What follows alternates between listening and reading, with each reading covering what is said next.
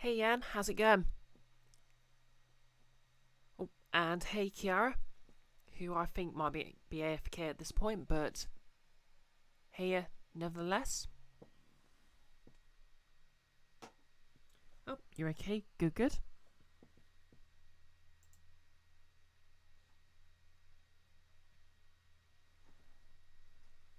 Hey Sarah C, how's it going?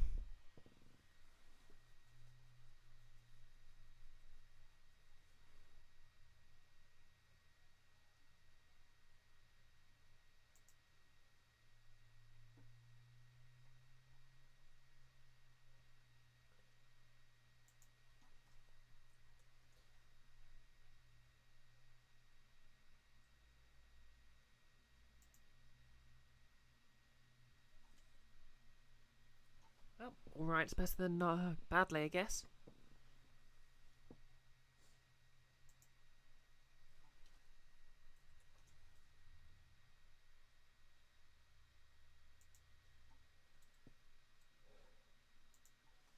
So, yep, things are still busy at work, so sorry if I seem a bit sleepy today, but my voice is fully rested, because I haven't been on the tills for a couple of days, just in the bakery.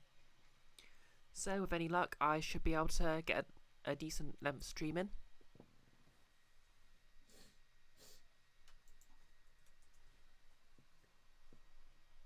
What's everyone up to tonight apart from watching the stream?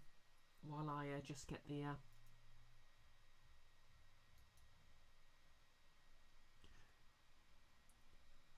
spam mail sent out.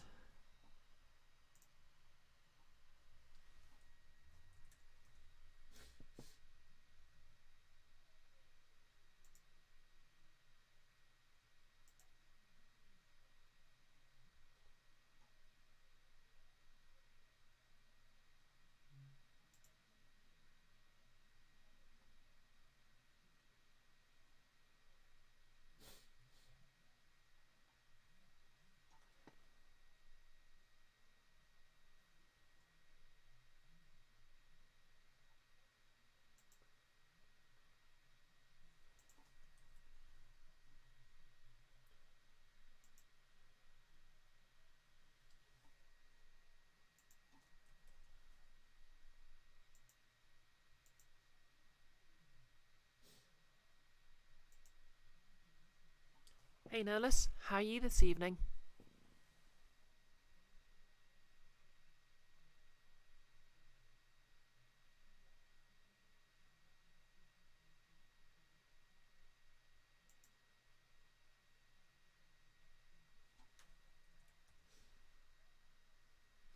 Nothing doing? I assume that's some sort of phatic expression meaning adequate.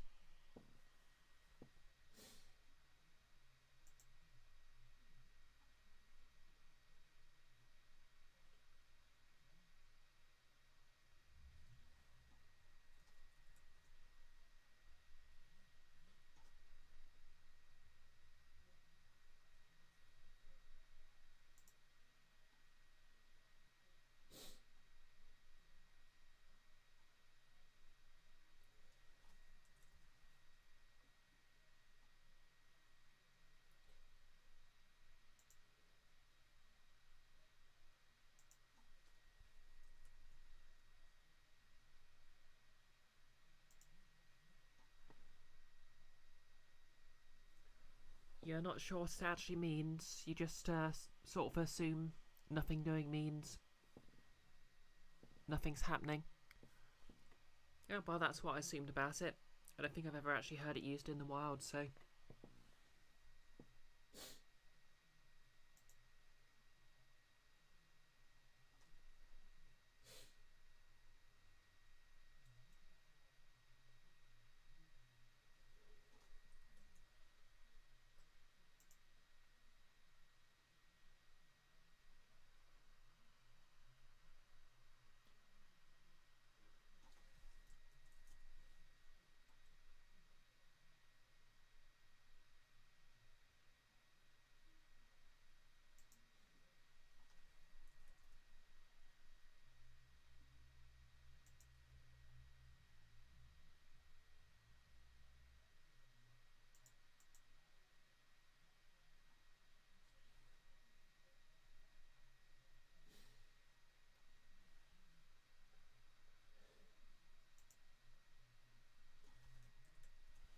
Okay, that is all the links spammed out. Let's do this.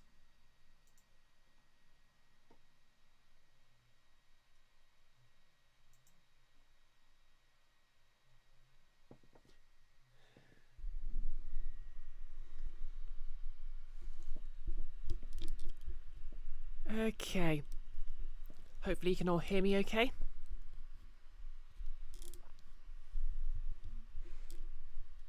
Oh, apparently it can mean that, or it can be a longer way to say no in answer to a question or request. Yeah, that kind of makes sense. To be honest, I think, oh good. I guess a lot of phrases like, yes please and the like are just meant to make words a bit longer so you can hear them a bit more clearly. At least that's my theory why good manners exist. Anyway, let's start this game. So yep, as I said, sorry if I seem a bit sleepy. Because I kind of am. Well, it's busy. Oh, although on the plus side, I have managed to book my booster shot. Sarah C, is your Yank slang confusing? Yes it is. Yeah, I don't talk right. I apologise for my attempts at an accent there. Okay, hopefully you can all see the game. And in a sec, hopefully you'll be able to hear it.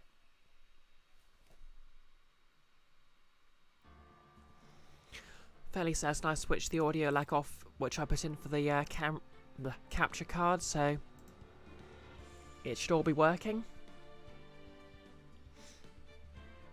Just dance along to the music a bit, just in case.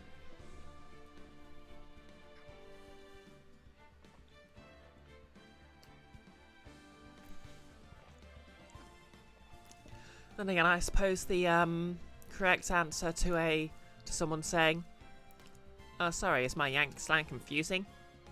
would be, "Huh? Oh, just a bit of bands. You having a draft?"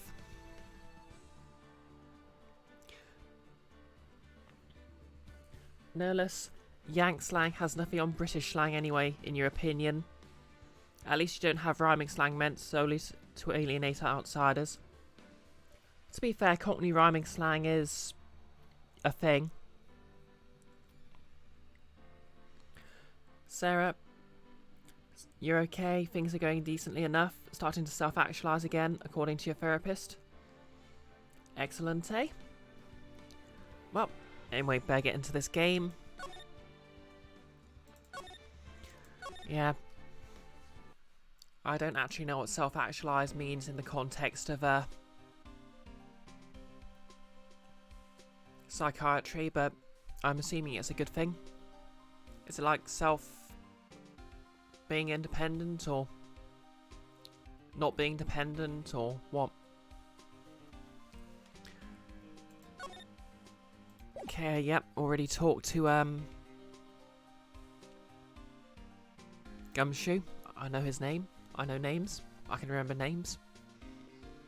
Oh yeah, quick recap. Maggie Bird, the defendant from the tutorial level of the second game, has been framed for a crime again, but an imposter Phoenix stepped forward as her lawyer and got her convicted. So now we're trying to get a retrial, and the victim was poisoned while she was working as a waitress. Yep, this is the French restaurant case.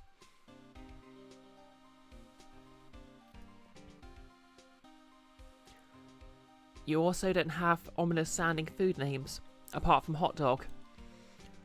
What are you talking about, mate? You having a draft about our spotted dick?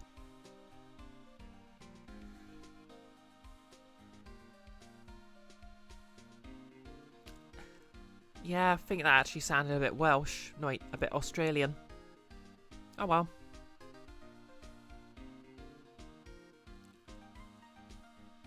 The soap soup.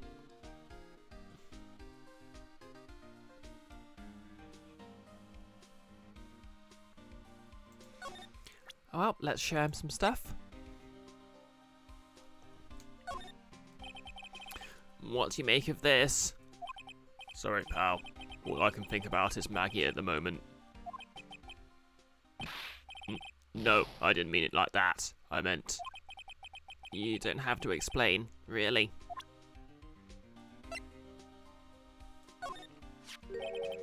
What's that? A sports paper? Yeah, I found it in the magazine rack at Tribulations. It's dated the same day as the murder. You may be onto something here. And take a look at this. See this writing here? MC Bomber. Hey. What is it? I've heard that name somewhere before. Yeah. MC Bomber.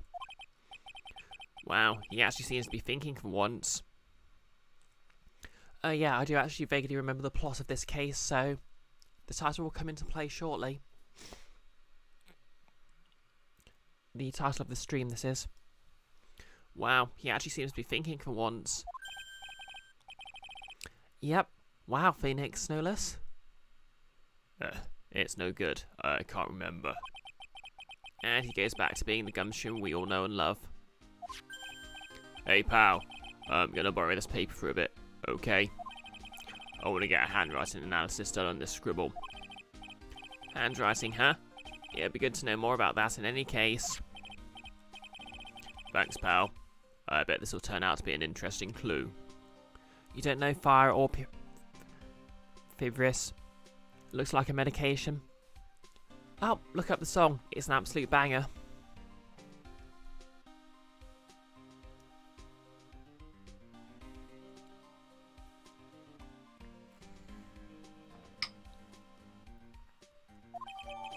Sports paper given to Detective Gumshoe.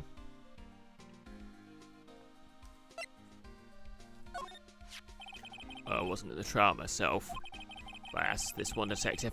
I know how your defense was. And what'd he say? He started off by saying, I'm at a complete loss for words. But he must have found something quick because he was on about how bad you were for an hour. But he said you suck so much, it seemed like you were trying to get Maggie found guilty. It looks like I was trying to get Maggie found guilty.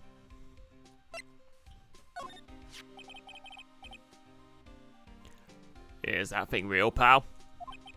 Why does everyone keep asking me that?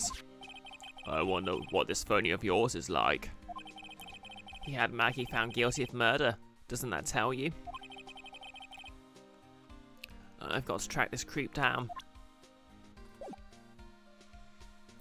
Okay, let's get out of here then.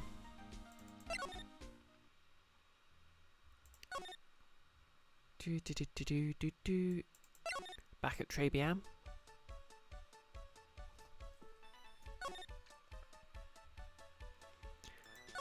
Okay, nothing here.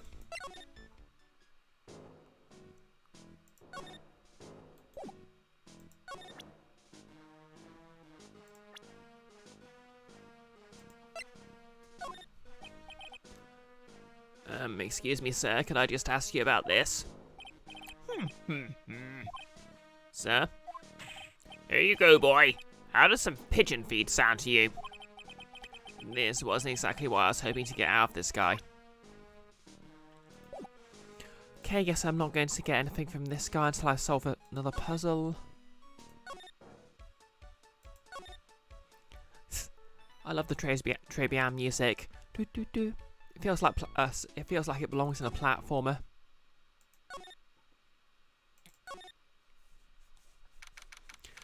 January the 6th, writing co-law offices. Poor Mayor. It looks like Mr. Armstrong's really taken a shine to her. I suppose I'll just have to let her work at the restaurant for a while. I'll go pick her up from Tribulations once things have cooled off. Is butt emo a thing? I do not know, is it?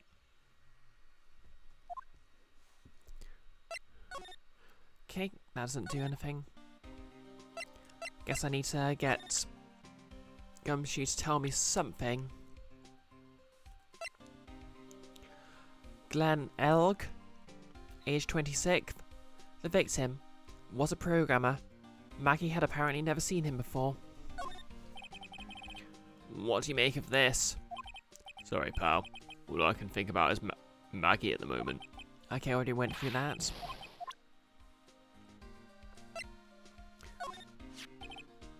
The chef of Tribulations, huh?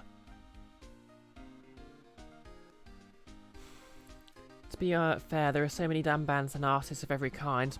Any given grouping is going to have a lot in it. That's true. Oh, yep.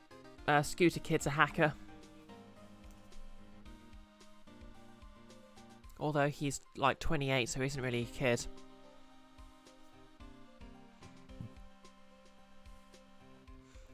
To be fair, genres are basically a tool to sort of help summarise, tell you what something is in broad strokes, so as long as you understand what a genre means, it's doing its job.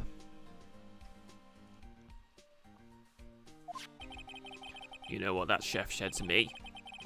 Ooh la la, your body is full of toxins. And then he gave me this bottle. What's in it? I don't know.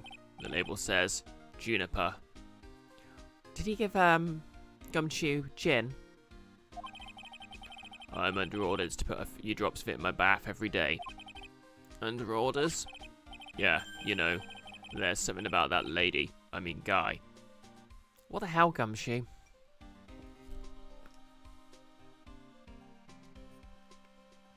Gumshoe being a cop? Huh? You can't stop thinking about him. Not like that, pal. Give me a break. He's not my type. Okay, I take it back. Gumshoe's a bicom.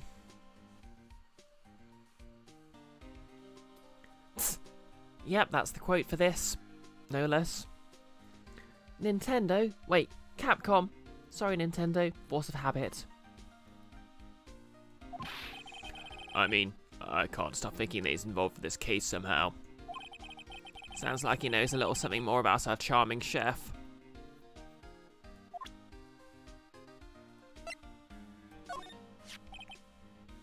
Have you gone to see Maggie? Of course I have, but I wasn't much good at consoling her. I'm not very good with words. Yeah, I guess I must have looked a bit down. Maggie was really supportive of me. It was great to have someone to talk to. Did he go for her or for himself? Well,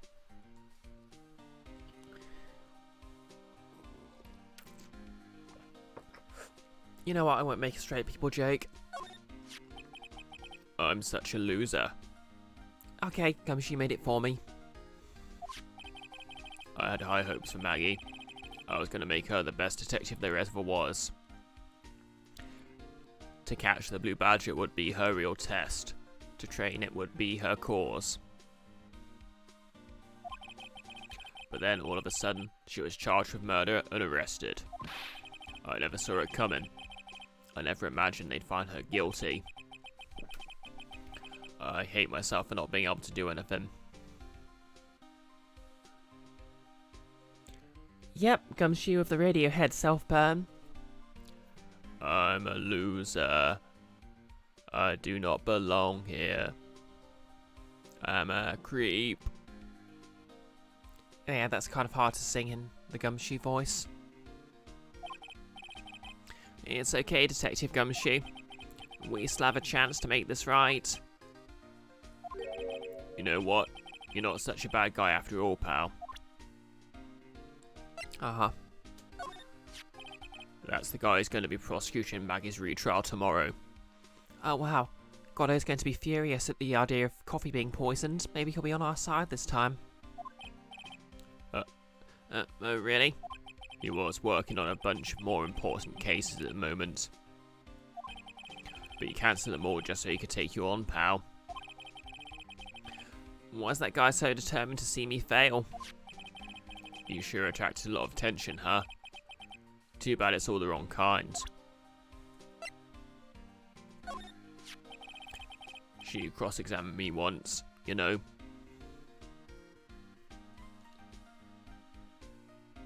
No less, anything being poisoned always reminds you of Clue. Tsk. It was Maggie Bird in the cafe with the poison. What? Mia did? Yeah, that was us.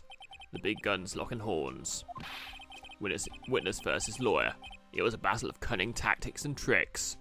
Coming this summer. Sorry. But the witness isn't supposed to play any tricks. I can't believe she's gone. Hey, so how come she's not with you today? She's working down in the restaurant right now. Working, huh? Yeah, it's tough being broke. I'd know. Oh, right, the movie Clue. Is that the one that had multiple endings? Christopher Lloyd had some good moments in it. To be honest, I still need to see it.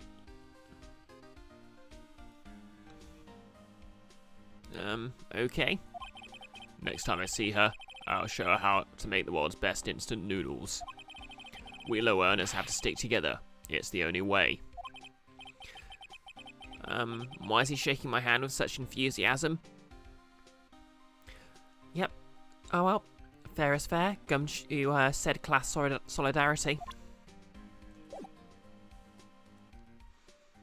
I keep thinking the programmer guy's portraits his hat and it's his hair. So what exactly is it that caught your attention about the chef at Tribulations? It's kind of hard to say. The guy's probably not even connected with the case anyway. Hey, come on, detective. Didn't you say you'd give me the dirt on anything? Well, this sort of stuff is kinda unimportant, gossipy stuff, you know, pal. It's a good movie, could have aged better, particularly with Mr. Green, but it mostly holds up. Okay. Look, how about this? You go to Tribulations and investigate the place yourself. And if you find out anything suspicious about the guy, you report back to me, okay? Don't suppose I get a choice in this, huh? Guess I better find out more about the chef and Tribulations, then report back to Gumshoe. Okay.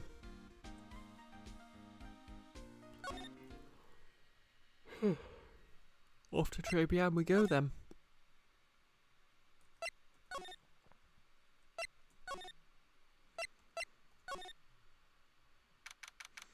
January the 6th, Tribulations.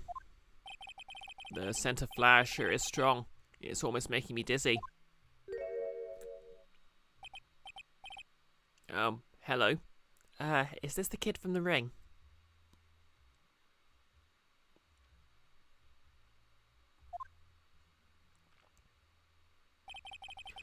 Who was that just now? A customer? Yep, Nillis. What is Alma doing here? Or Sadako? This is a video game, so Alma from Fear makes more sense. Oh, yep, or Wednesday Addams. Let's go with Wednesday Addams. It's an Ace Attorney game, so I'm sure she won't be she won't be evil. Just like really goth evil. She had a sort of a dark aura around her.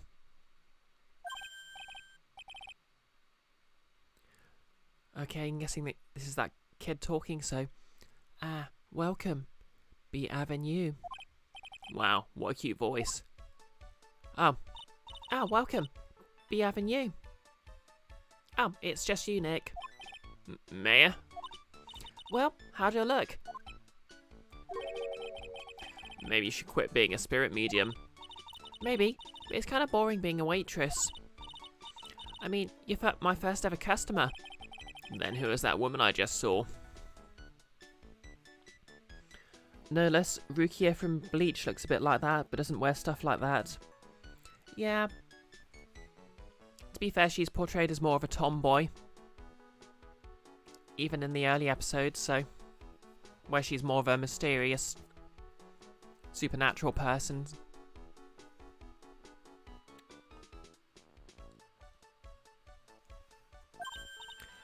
Oh.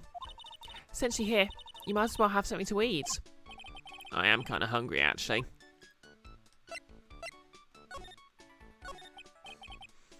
So, how do you like your new job, Mayor? I never knew there was so much for a waitress to do. Take people's orders, bring them their food, make coffee, work the cash register. Of course, we need a customer before I can do any of that. Yeah, it's not a nice looking restaurant. It's a shame more people don't come. Don't forget about the ultra cute waitress. Check out my give me a tip smile. See, that's why I have to work in a store and not as a in food service. I don't smile well enough to get tips.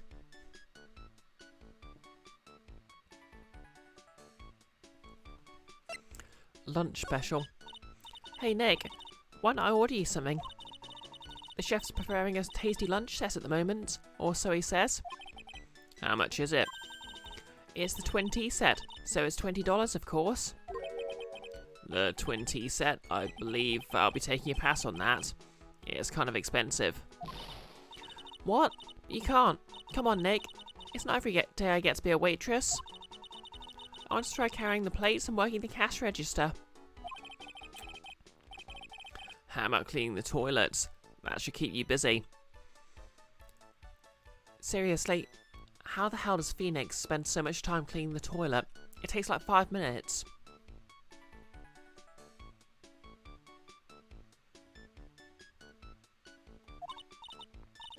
Yeah, right. Maybe later. About the lunch? No less. I have a good smile, though. To be honest, food service is a thing anyway, especially for neurodivergent folks.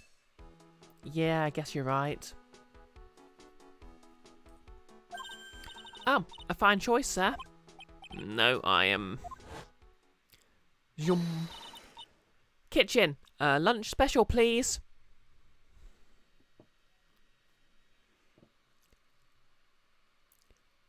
Maybe not a good customer service smile. Lying's hard. Yeah, maybe that's it. I mean, I don't particularly feel particularly smiley a lot of the time at work, so yeah. But anyway, Evermore042 has followed. Thanks for the follow, Evermore. And how are you doing today? With all the extras, drink, side salad, dessert, and gift. I don't need any of that. Just a moment, please, sir. Mayor's really getting into this. So how much is this set lunch then? $20, huh? But with the drink, side, salad, and dessert, it's $45? Yep, gift apparently.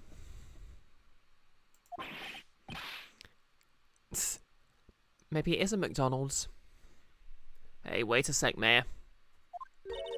Sorry to keep you waiting, sir. Here you are, our deluxe Fortify lunch set. Whoa. Edition inspired by lobster and alboni fricassee with a balsamic vinaigrette. Oh, happy sandwiching, no less. Bon appetit. Thanks. No, wait, this is Mayor. Bone apple tea.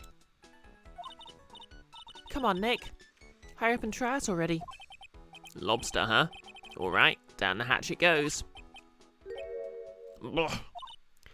Well? Are you hungry, Mayor? I'm starving. Here, it's yours. Really? Ugh. Remember, Mayor, my wallet doesn't print money, so you'd better polish off that plate. I just remembered. I've got to clean the toilets. Hey. You can't be in that much of a hurry to clean the toilets. Trebian lunch special added to the court records. Lunch special, Trebian lunch special, cost $20 despite how unbelievably bad it tastes. So bad it's apparently going to be evidence.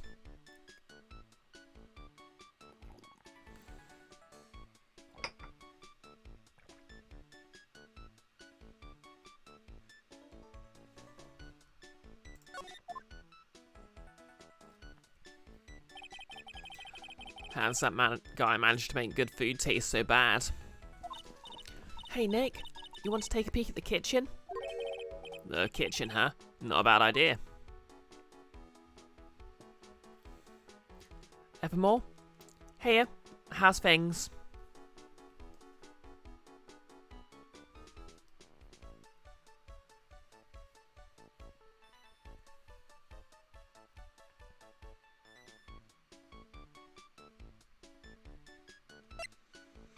And congratulations on your first time in the chat. Now what was it Maggie said again? It's Kaliska, and you're good. Oh, here.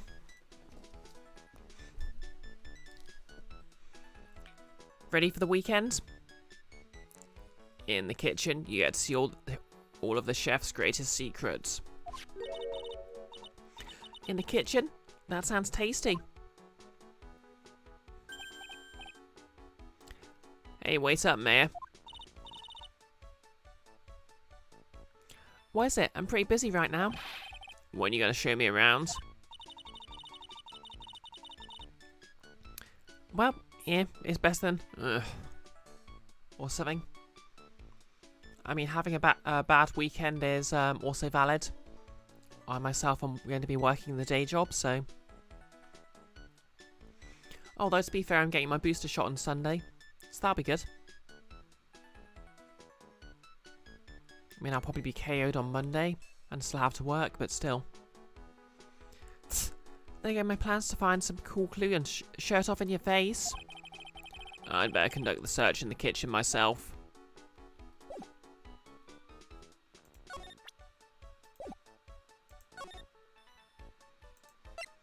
Okay, to the kitchen.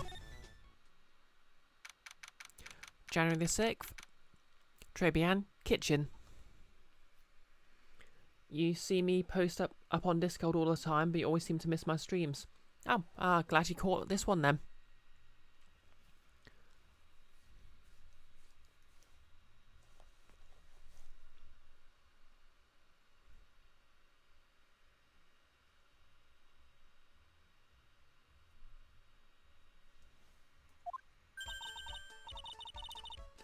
And here it is, the famous Tribulations kitchen. It's my first time here too, actually. There's a weird atmosphere in here, that's for sure.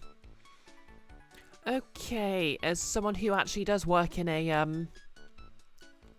not a restaurant kitchen, but a, place where food is prepared, fresh, in a supermarket, those curtains are an absolute no-no. And okay, that chopping board's cute, but it needs to be colour-coded.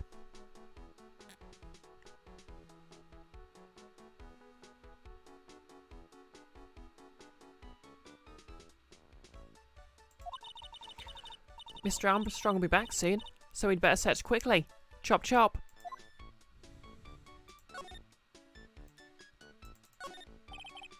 What's this? It looks like a treasure chest or something. Wow, look at all these little bottles.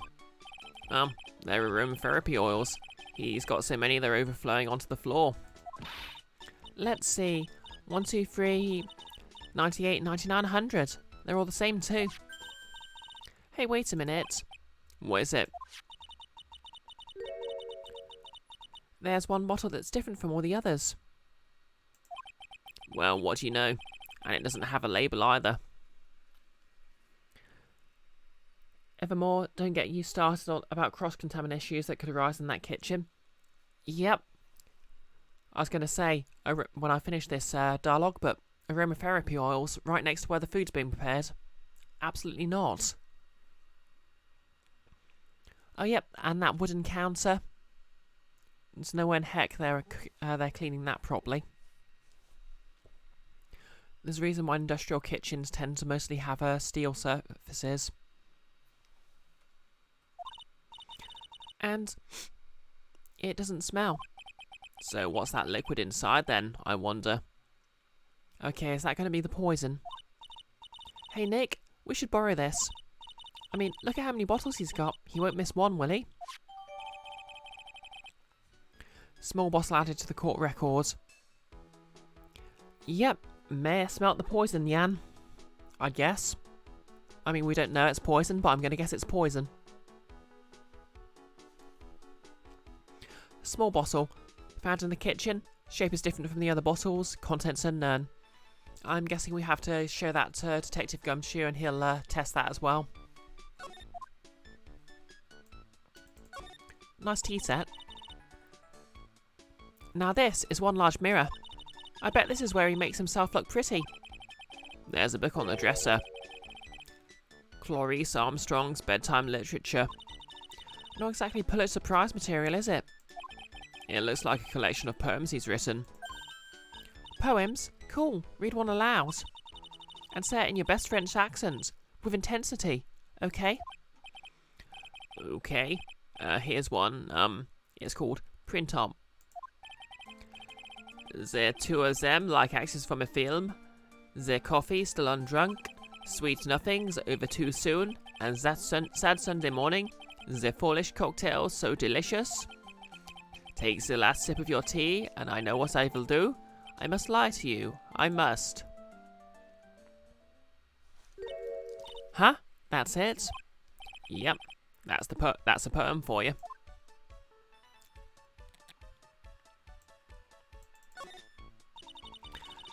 Now, I know I'm in a French restaurant. I never heard of most of these seasonings. Hey, Nick. This container has oyster sauce? What's that? Isn't that a stir-fry thing? Isn't that used in Chinese food? Yep, Phoenix agrees with me. Ugh. Look, right there on the counter. My Magatama, what's it doing in there? What indeed? Magatama put into pocket.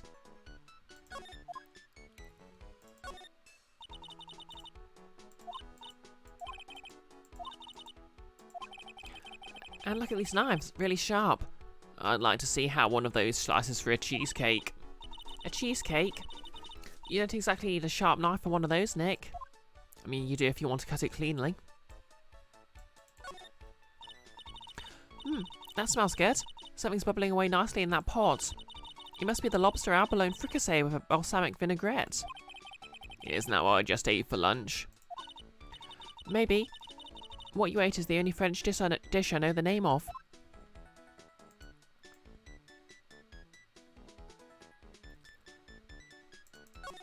Discourse idea. Does gumbo count as a French dish?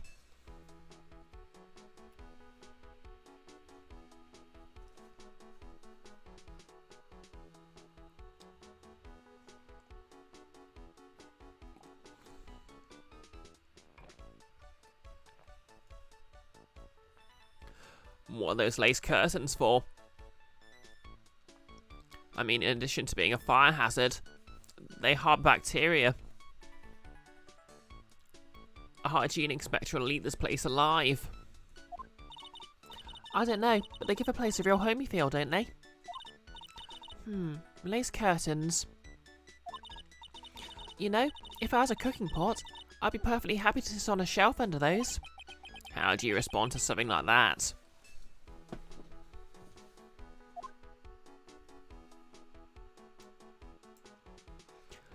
Is gumbo not like... Yep, Creole. Yeah, it's a Creole dish. The joke being, though, Creole's basically French, sort of a French-American, Franco-American. Yeah, like Louisiana. So there's sort of a bit of there's a lot of French culture there. Hence why I was suggesting it might technically be French cuisine.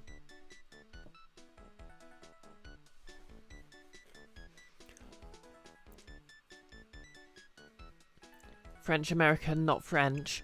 Okay, yep, that's the boring answer.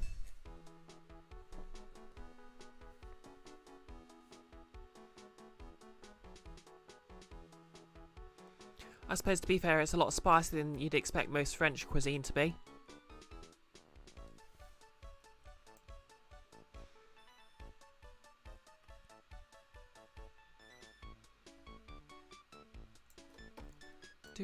Do. Anything else around here? Guess not.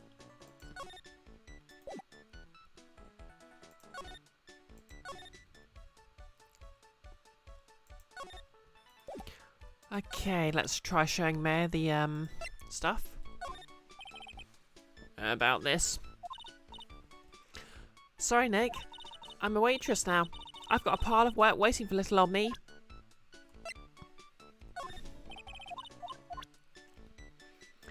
Going by a video you saw by a Chinese person, Chinese American food is apparently its own thing, largely separate from food that's actually from China.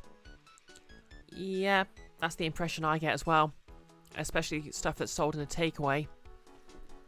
I think in Chinese cuisine it's generally referred to as anglicised or westernised. Mare kind of frightens you. Yeah, she's high energy in a very strange way.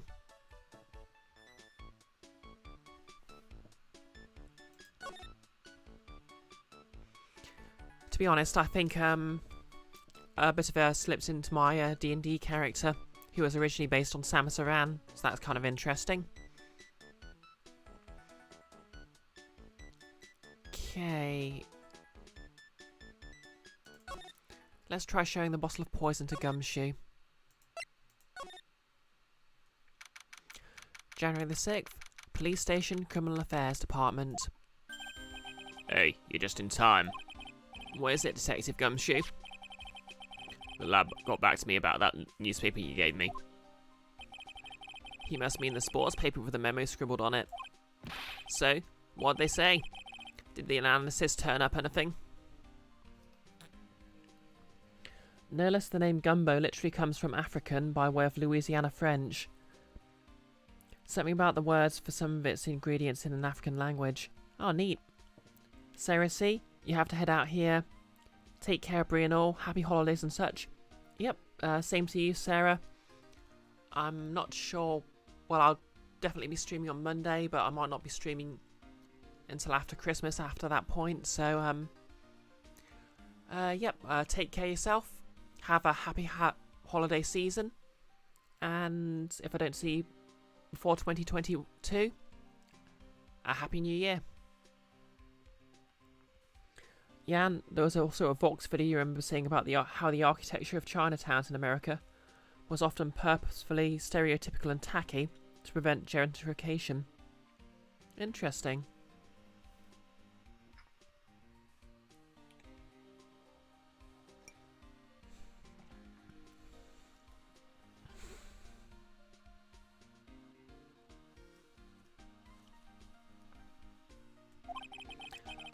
They said that the doodle was written by the victim, Glenn Elk. No doubt about that. I expected as much. The victim took the paper with him to the restaurant on the day of the murder. Just putting it out there, but Glenn was an egg, and it's tragic they didn't get to come out. That's our best interpretation of the facts at the moment. Sports paper refiled into the court record. Left by victim. Doodle is in the victim's handwriting. MC Bomber. I get the feeling I've heard that name somewhere before. Oh well, I guess it will come back to me. Glenn Elk. Was trying to figure out the pun reference. There was no real pun or reference there, I just got sort of a closeted trans girl thing from him. Does Gumshoe do some underground MMA fighting or something? Why does he always look beat up? Good question, Evermore. Why does he wear that plaster on his face?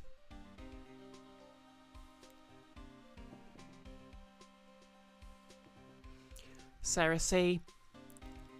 confirming that Chinese takeaway and other sort of Chinese food sold in the West was created by Chinese immigrants to appeal to more local tastes. Yeah, I think I actually heard something as well that what's called Korean barbecue is basically what happened when traditional Korean cooking was made using the cuts more widely available in the US. to the point, what's called Korean barbecue in America is actually called American style barbecue in Korea.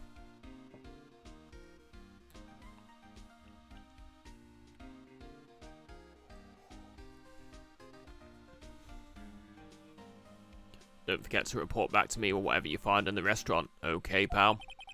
Since when did I start taking orders from Gumshoe? Although, I get the feeling there's something I need to show him. Okay, let's show him the poison bottle then. You got one of those aroma bottles too, huh? Only this one doesn't smell. Huh? I don't get you. This was mixed in with all the other aromatherapy bottles, but it's not the same. It doesn't even look the same. Wouldn't you agree? A cologne bottle that doesn't smell, huh? Smells like a skunk to me, pal. Might let me borrow that bottle for a while. I want to send it to the lab for analysis. The victim was poisoned, so the contents of this bottle are pretty important. Yep, it's poison. Small bottle given to Detective Gumshoe. Apparently Glenn Elk's only shtick is his name is a palindrome. Yep, I keep thinking he has Beanie's hair as well. I know, maybe I feel like he's an egg because it looks like he's just got dyed blue hair.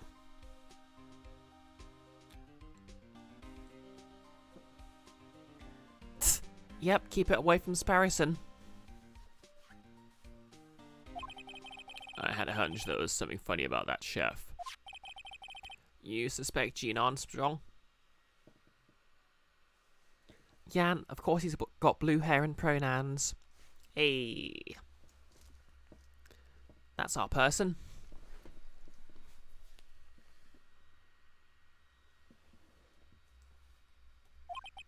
I've got that guy's number. I know what his secret is. That must be the same secret Gumshoe was talking about before. I guess I better fill you in on the details. About this Armstrong guy's secret, I mean. Okay, spill the beans. So, what's Mr. Armstrong's secret? You ever had lunch at Tribulations, pal? Yeah. So, how was it? To put it nicely, it was inedible. Sarah C. and Korea has exported American junk food of all sorts back to Korea and made it local to their tastes. So those gross, individually wrapped slices of American cheese show up all over South Korean street food. Wow. I mean, to be fair, American-style cheese isn't terrible if you think of it as a sauce. I mean, sometimes you just want something that's kind of weird, just kind of goopy.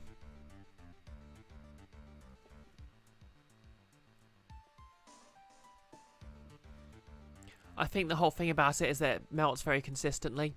Although, to be fair, I think I'd rather use mozzarella, maybe a nice cheddar just to give it a bit more flavour. Feta's good too.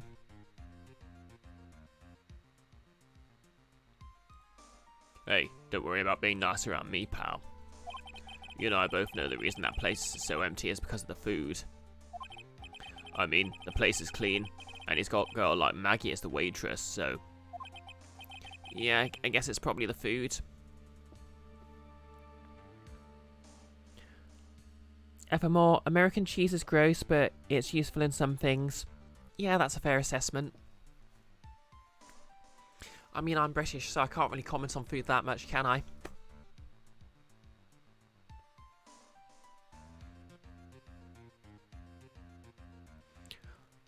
Although I would kind of like it if Americans didn't sort of sound like Tories when they were making jokes about British food occasionally. Just saying.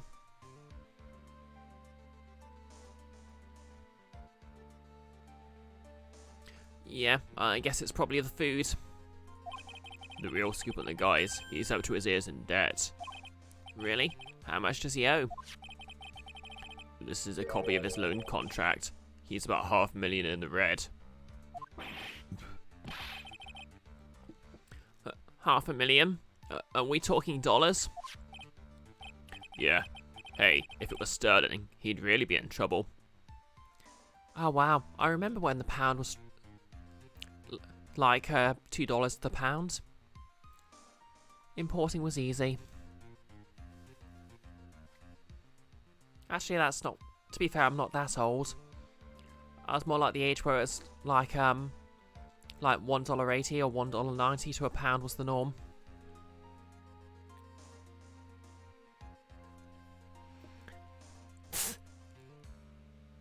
Yeah, you're right, Evermore.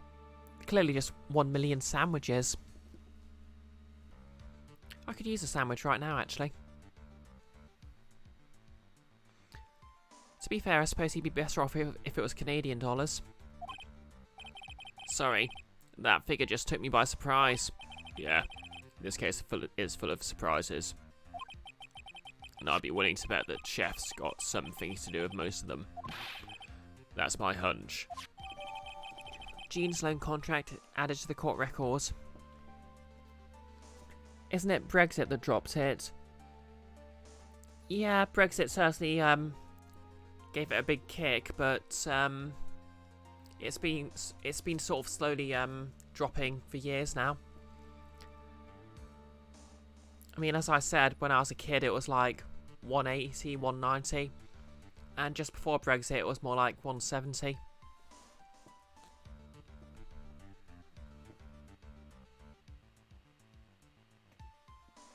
Of course, back in times gone by, it was more like $4 to the pound.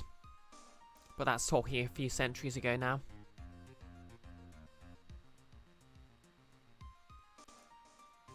Jean's debt is half $500,000. The owner of the loan is tender lender. Wow, it's only $1.3 now. Bloody heck.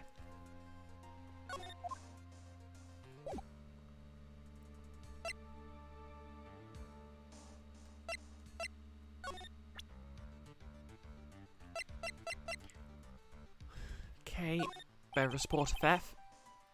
Better report a theft. Okay, can't do that.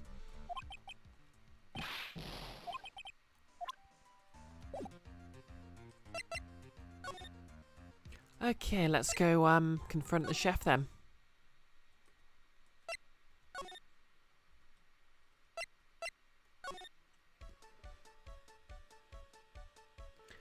Tender lender, it rhymes and is ironic. Yep, no less. Almost certainly. Hey, your boss is in debt. Get a new job. Okay, that doesn't do anything. Oh yeah, let's try talking to the old man.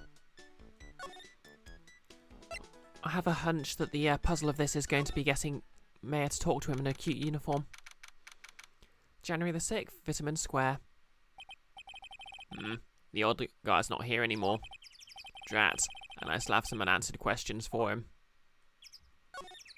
Oh, that's a cute that's a cute scooter. Scooter, huh? You'd leave it right in the middle of a park like this. Thanks for the quote, no less. The wheel guard and the lights are busted. I guess it must have been in an accident. It is totally wrecked. Okay, there's only one way to read this text out.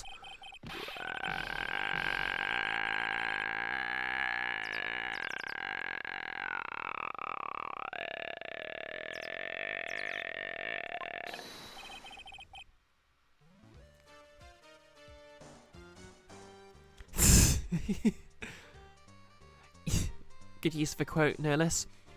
That means I love you, an alien. Oh right, I thought it was the creepy ghost girl, so I did the grudge ghost noise. No less, when did Blanca get here? Good question.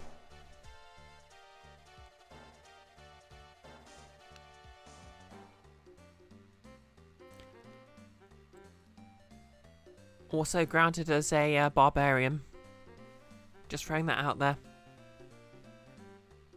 Hey, what do you think she's doing with my bike? I can't do a gangster voice. No, I was just... Rah! You been messing with my new ride? Is that what you've been doing? New ride? Isn't it kind of an old model? Rah! You was gonna pay for this. It wasn't me. I was just passing by. Hey, then who's done covered my saddle in crap, huh? Right, you just gonna pay, you catch my drift? Yakuza character, cutting room floor character. I mean, to be fair, he's not quirky enough for a Yakuza game. Why is he orange? Good question. Maybe he's running for president of the United States.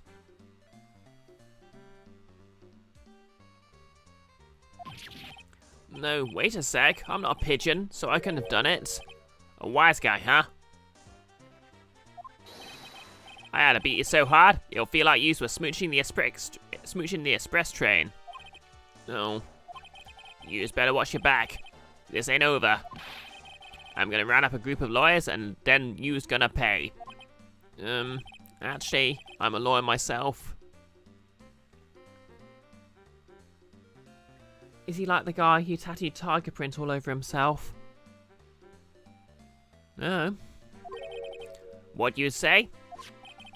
I'm Phoenix Wright, attorney at law. Wahahaha. Phoenix Wright? You saying you, Phoenix Wright? Yeah, I am.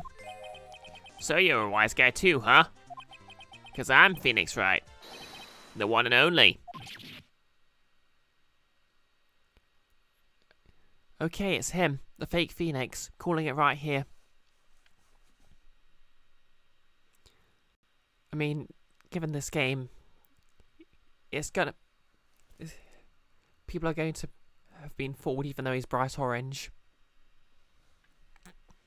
What? Out of my way. I got a cruise. Yep, Jan, he does look convincing. He's gone. Surely that guy wasn't my phony, was he? He wasn't a thing like me. Guess I better make a note of the scooter. But Phoenix, what does the scooter say about his power level?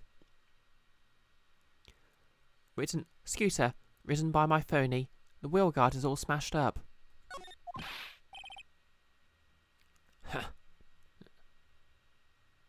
Pathetic. Is that the old? Yes, the old guy. Oh, it's you. A few fresh from a little brat like that? And you like a pigeon that's got seeds in its eyes. Have you been here the whole time, then? I was in that strawberry. I had some thinking to do. What? Jan. It's over 9 horsepower. Evermore? What? 9 horsepower?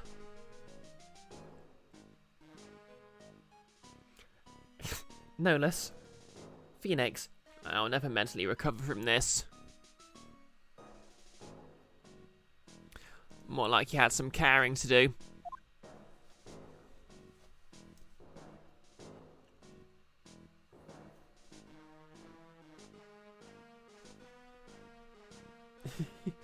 Nolus didn't get that until I read it out. And yes, the old dude needs to lay off the cocaine. And stop doing whatever that is to his nose. Seriously, that doesn't look healthy.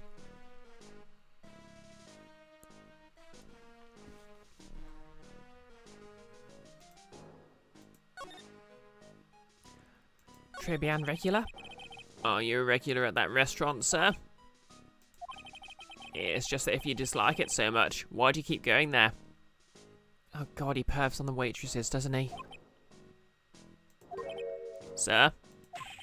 There you are, you filthy pigeons. You want food? Haha, take that!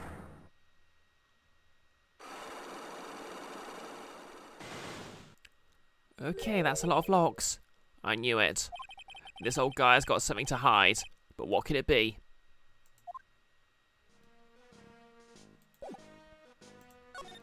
Okay, let's just... Well, I'll ask him about the bike. Okay, that doesn't work.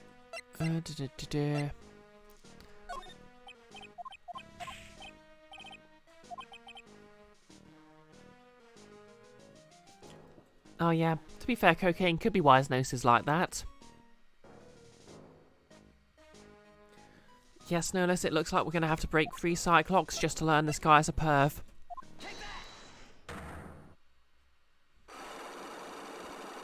Well, let's have a look at this then. Tribulations regular. It's time you told me the truth. Why are you a regular at the restaurant you dislike so much? Yep, Pokemon will just tell you that for free. Isn't it obvious? People only have one reason to go to restaurants: to eat. To eat? Is that the whole truth? What do you mean? I don't think you go to that restaurant for the food at all. You insolent brat! How dare you accuse me? What proof have you got? I can tell that not you, nor anyone else will go into that place for its food. Okay. Evidence that the food is overpriced and terrible? Go. The proof is in the pudding, or in this case the lunch menu. That's the 20 set. The food at Tribulations is terrible and expensive. Evermore. I go to the restaurant because the server is my coke dealer. Just like in LA Noire, where the food vendors are selling drugs. Because I guess you're a cop. You're wrong. It's cheap. Huh? I'm rich. I inherited money when I was a boy. Yes, I'm stinking rich. I haven't done a jot of work since I was born, other than feeding the pigeons. What a load of crock. The taste's another story, but the price is nothing to me. So you're saying you go there because you've got money to burn? Exactly. I have so much cash I go for a swim in my money vault every day. Don't slander Scrooge McDuck like this.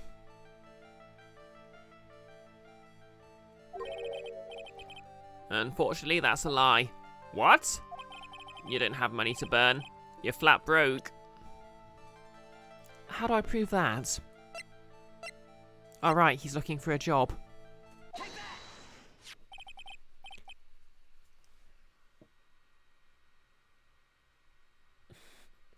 This game has no voice acting, so it's liable, no less.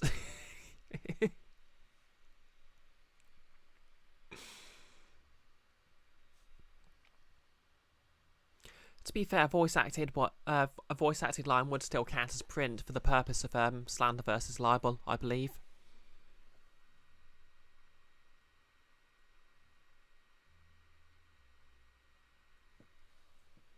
This is yours, right? My magazine. Why'd a rich retiree be looking for a job? I was, so what? Gotcha. So I was looking for a job. I'm buying a lot at the moment. I need spending money. I don't go to that restaurant for food. I just go for the Javakino. Oh, thanks for the thanks for the bits, Sarah. 2,840 bits. Wow, thanks. Unicorn emoji. What's the significance of 2,840 though? Evermore, make sure the magazine isn't sticky. Ugh. To be fair, I think that was the doctor from the last game.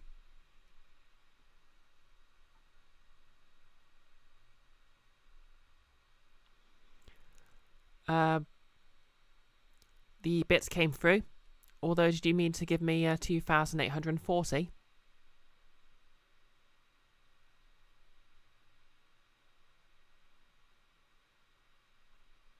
Oh, thanks. And Merry Christmas to you too. I appreciate it. That was the amount you meant to give me though, wasn't it?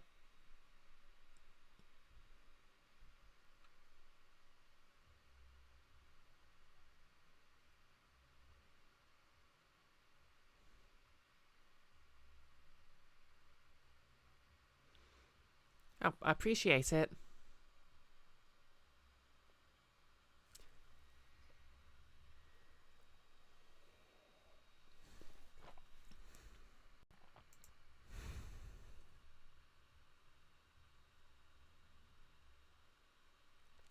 Oh, well, while the game's quiet,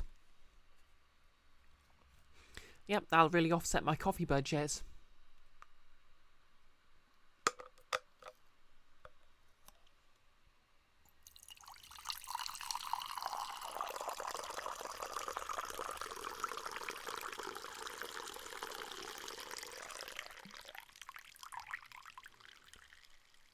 That's right, Nihilus.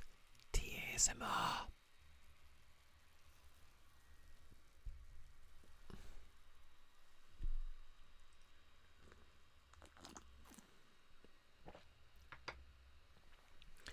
And evermore, I have no idea why he keeps doing that to his nose, and I wish he wouldn't. Yeah, I think you mean a cappuccino. Anyway, how much does a cappuccino cost there? $8. Okay, I think my coffee habit's okay. Those better be some golden beans. What's your problem? You think a poor man would be better off drinking dishwater, do you? Is that it? No, I wasn't thinking that. That is a lot for a coffee. Like, at my work we have a Costa machine, which vends coffees for about from like $2.50 to up to maybe £3 or £4 for a really expensive one. And that for those keeping track, $8 is a lot more than you, especially back when this game came out. That is a lot for a coffee. Heck, it's a lot for I mean, it'll be expensive for 2 coffees.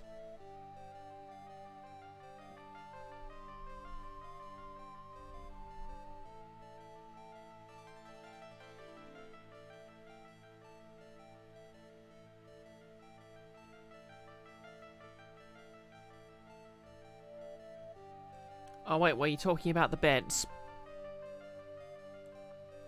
I'll be honest, I don't know how bits translate into actual money.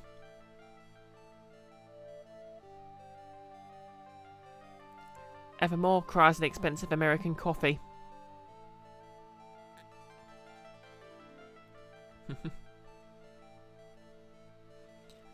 To be honest, I kind of want to get an espresso machine, but even entry-level ones are kind of expensive, so that'll have to be when I've managed to replace my computer.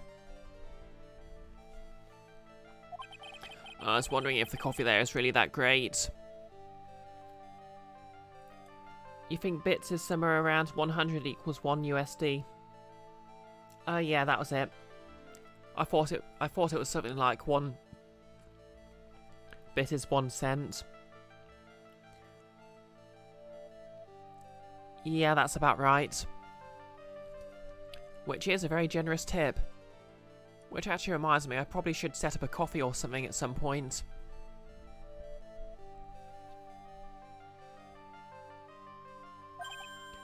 No, it's not. But anyway, yes. That place has free newspapers to read every day. Newspapers? Exactly. They don't want me hanging around at home, so I go there. I'm sorry, sir, but there are no free papers to read at Tribulations.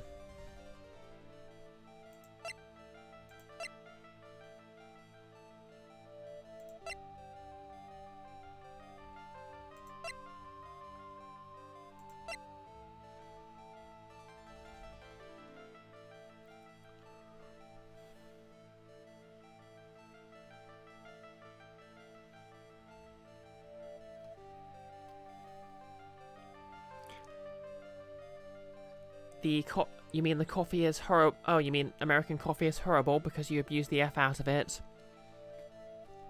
To be fair, I'd imagine we aren't that... Yeah.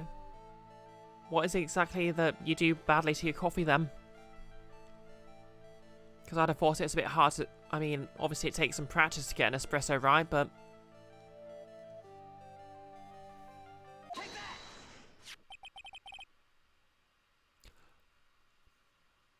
Here, take a look at this. What is it? It's a newspaper I found behind the magazine rack at Tribulations. So, what of it? This was the only paper there, and it's dated more than a month ago. Yep, bits are upcharged. Quite a bit. That's kind of why I want to set up a coffee. Because, to be honest,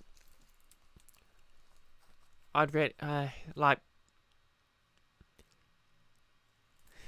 someone sent me like 50 pence as a tip, and I got most of it instead of them having to spending it to buy like 100 bits. Evermore, you sit it in a pot for hours and then drink that mud later instead of grinding your beans and brewing it proper. To be fair, that's sort of basically Turkish/Greek coffee, and that's pretty well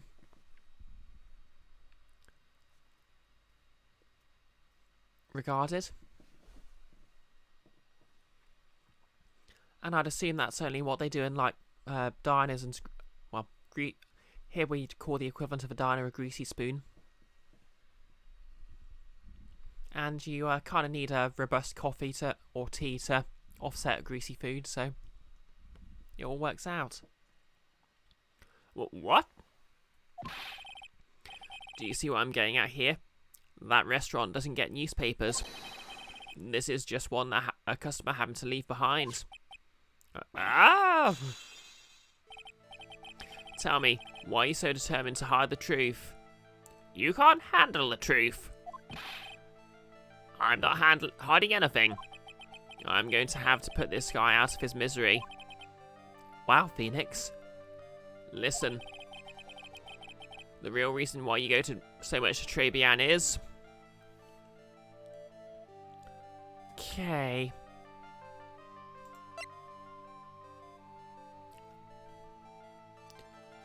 I'm gonna say he had a crush on the waitress. What are you asking me about that girl for? No less, you don't drink coffee and you can't get Google to give you a straight answer as to how much. You could have asked Starbucks. Thanks for the quote, Nihilus. To be fair, I do say wow Phoenix a lot. Evermore plus the coffee tastes like poop. Your trip to Australia made you realise how you've abused your favourite drink. Yeah, I'll admit, I just use a mocha pot, which it's not terrible, but it basically just brews rocket fuel.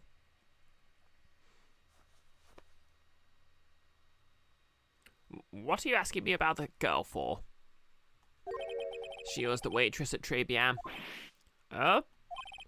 Therefore, the answer to the mystery of why an old man would drink expensive coffee at a terrible restaurant is the waitress. AKA the Hooters model. Ugh. But I don't recognise that face.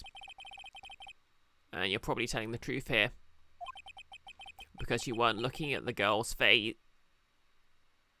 They're really going there, huh?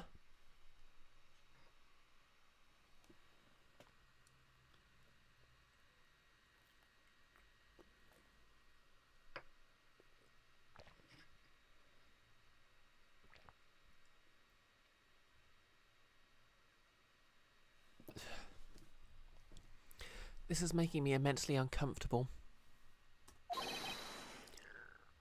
Oh, her outfit.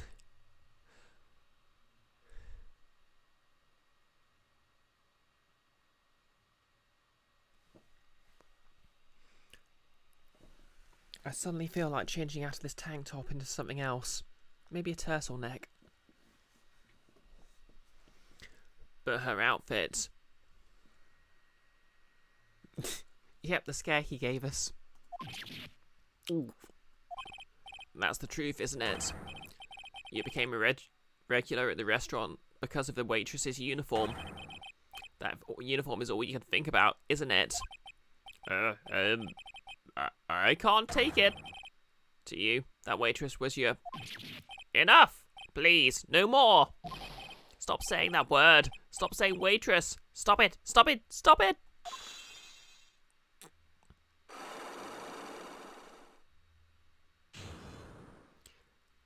Okay, creepy old man, interrogated. Yeah, it's not much better, but at least it fits the age rating for once. Can't get any worse than the third case of the second game. But I'd hope it doesn't try. Sir? Yes, it's true. I was there for the young girl. Fine, so I'm a dirty, wicked, sinful old devil. Yeah, basically. Oh, wait. Don't slander devils like that. You are just burning in the quotes today, no less. I know some very pleasant devils, and you, sir, are no devil. Handsome or otherwise. No, I didn't mean it like that. I certainly do. I even get one of those lousy cups of Javicino every time for $8. All because of the serving girl. Punish me. Lock me up. Really, that's not what I'm here for. God, this is like guessing into an argument on Twitter. You'll be the same. Another 20 years and you'll understand what it's like. You'll know how painful it is to be an old man like me. No, really. Listen, sir. Stop calling me that. I have a name, you know, boy. So some respect, huh? I'm Victor Kudo. Sorry, Mr. Kudo. This is what a weeb ends up like in their old age, I guess. Phoenix is like, what, 20-something? Yeah.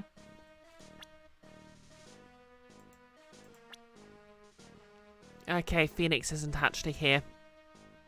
So I can't check his age. Oh, Google says 20. I'd assume that's 20 in these games and a bit older in the Apollo Justice series.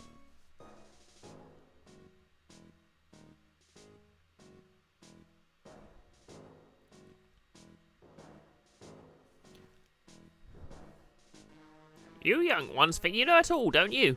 Well, I'm not saying another word. I won't tell you anything more. This guy was in the restaurant at the time of the incident, which means I have to hear his testimony, one way or the other. Oh, the Apollo games are set 7 years later.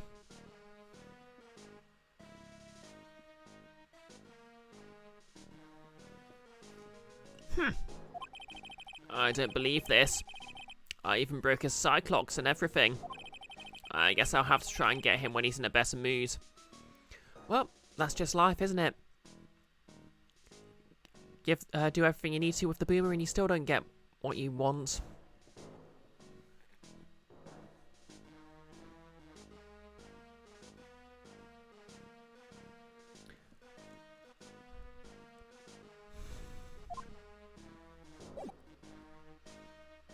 Okay. I guess I have to get Mare to talk to him. And she deserves better.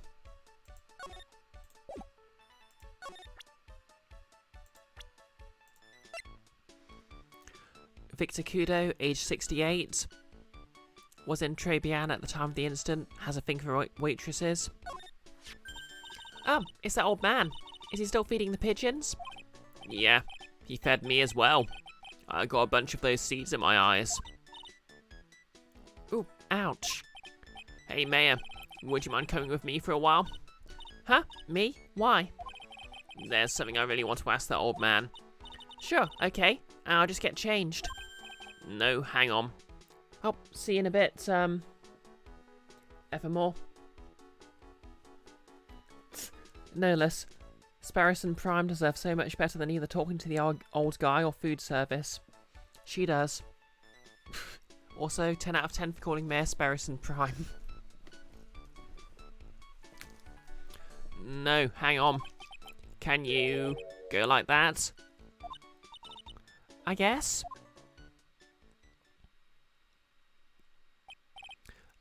Sir? You again? Well. I see. Nick, his eyes are burning into me. It's okay. I think it's going pretty well. This is how we know Phoenix is 1, a man, and 2 has never worked in customer service. Ugh. Huh? You're still just a little child. Run along and play on the slide, alright? Play on the slide? We were so close. Just a little more and he would have spilled. Pigeon, tire. How can we crack this guy? On the head with a crowbar? Just putting it out there.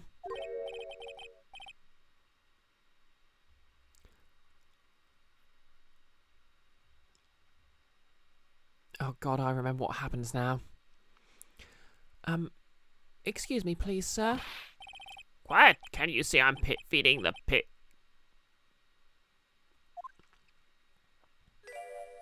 Oh, dear. Mia? Well? If you don't mind, sir, I'd really love to talk with you. Yes. Of course, certainly. I'm Victor Kudo. Yep, no less. WTF game indeed. Even from beyond the grave. Wow. Still not better.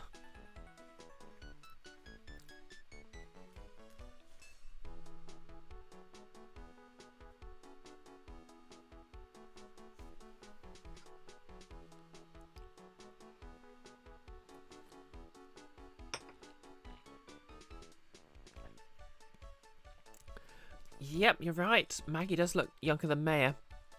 Maybe it's just the art style and she's actually a bit older. Yep, so Maya's 19 and Maggie is 23. Yeah, maybe it's just the art style and she does look older. Oh well, let's just talk to this guy and get the heck out of here. About the incident. You mean the man who died after drinking the Javachino? It's like he's a different person. It was quite a shock, even for me. Maggie's older than... Oh my god, she is.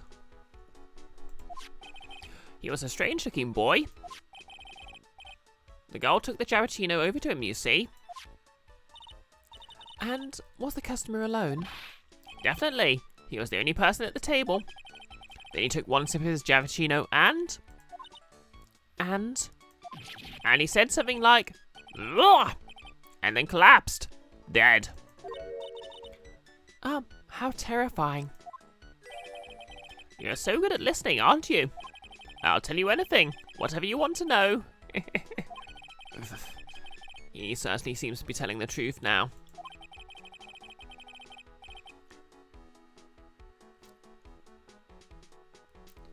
Yep, cursed with good genes. Or, you know, maybe she's just trans and looks like 10 years younger. Just putting it out there. But it looks like Mr. Kudo didn't see this other man either. Do you like the food at Tribulations? Well, of course. I'm really quite a sophisticated man. I was a young businessman once, you know. I set up a casino in London.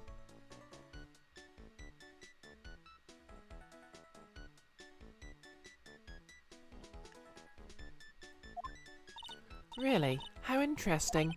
Eating the food at that restaurant really takes me back to my old days in France. What a lovely story. London's in England, not France. Oh yes, France is wonderful. I'd love to show you around the city sometime. It's too much, I can't take it. I want France.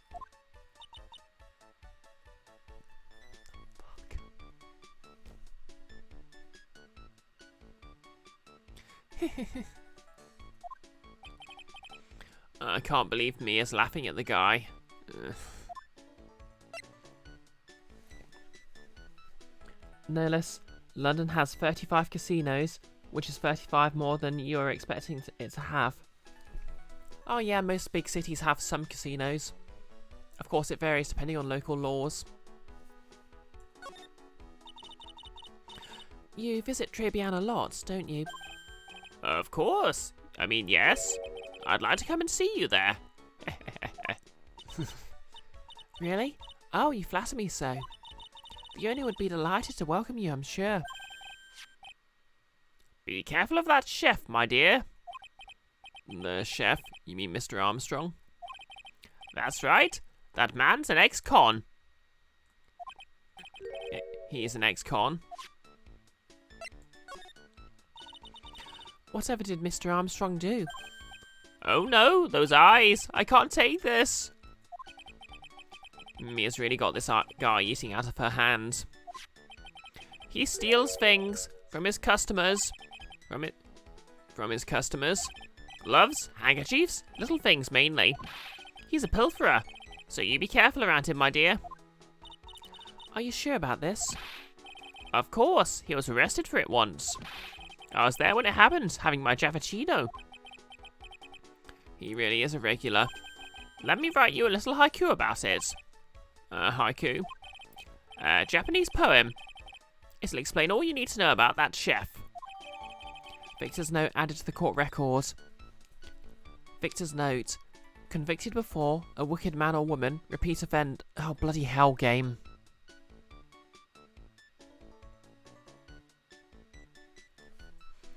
Really putting forward the jokes about him having an ambiguous gender identity for being gender non-conforming, hey?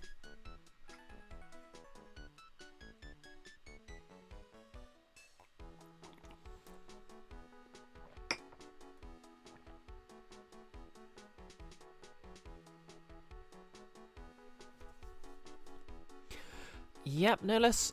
Goddamn it, game.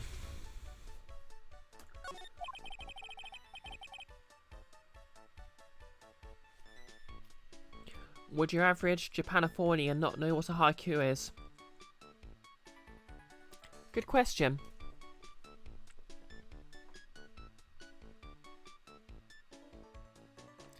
If he takes anything again, you let me know. If it's not too expensive, I'll buy you a replacement. Poor guy. He couldn't do enough for Mia. Okay, Phoenix. That's about as much as I can do to help. Thanks, Mia. We got some really important information thanks to you. Honestly, I can't believe Mayor called me for something like this. Yeah, we can't believe it either. Let's get the heck out of here. January the 6th, Tribulations. Well, I'm not feeling Tribulations. I guess it's about time to wrap up today's investigation. How did Mayor get changed so quickly? Had enough of being a waitress. Yeah, plus no one came to the restaurant. Ooh la la, Mademoiselle Mayor. Non, how can you leave me like this? I'm sorry. That reminds me. Mr. Armstrong had a psych lock or three, didn't he? I'm going to have to break those. Mr. Armstrong, I hope you won't mind, but I'd like to have another word with you. Volunteers? Of course.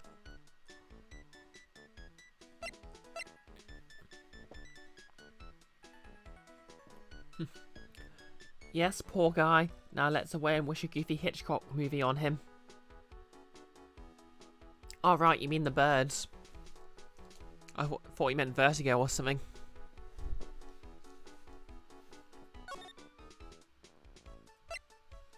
Okay, Maggie's motive. Let's break this.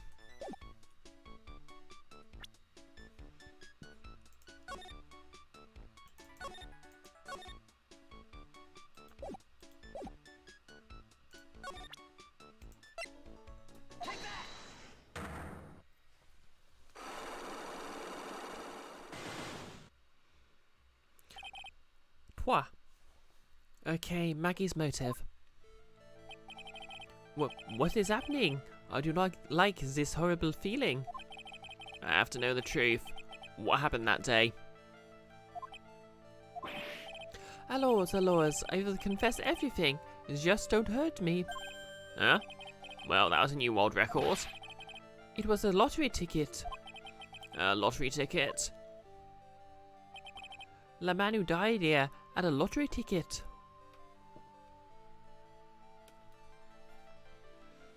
no less. Your main question about Armstrong is why his eyes are like that. Different style to the other characters. Yeah, they are sort of filled in. I guess he's supposed to look sort of like a shoujo character.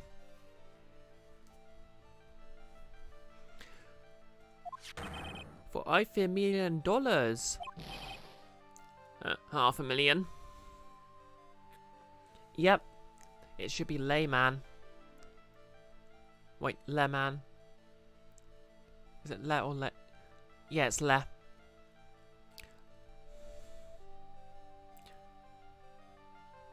This is why I only ever speak French using using nouns that start with vowels. I don't have to worry about which word to use for the that way. $500,000. Oui. But after la incident, okay, that should be l'incident. This ticket.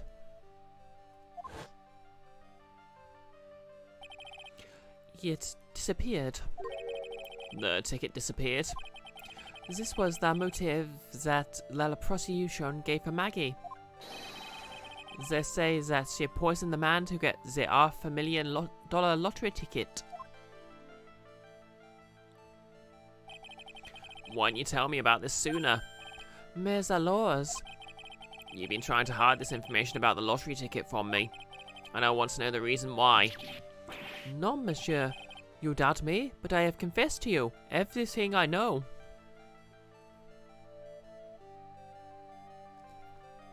Yan, maybe he's not French and just a big... Oui, Abu. Amazing.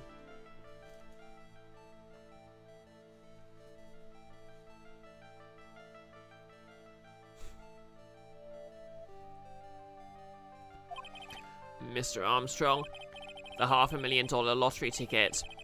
I think I know who took it. I think the winning lottery ticket was stolen by this person. Okay, we know he steals stuff, so...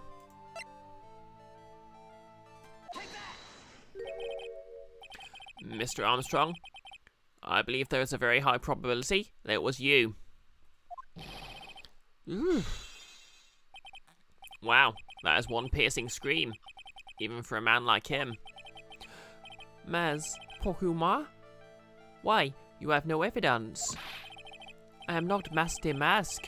I am not the kind of person who steals the property of others.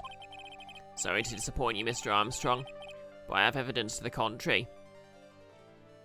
I think the nice thing about this guy is that his French accent's clearly fake, so I don't need to actually put any effort into sounding even vaguely right. I present to you proof that you've stolen from others in the past. Haikus never lie.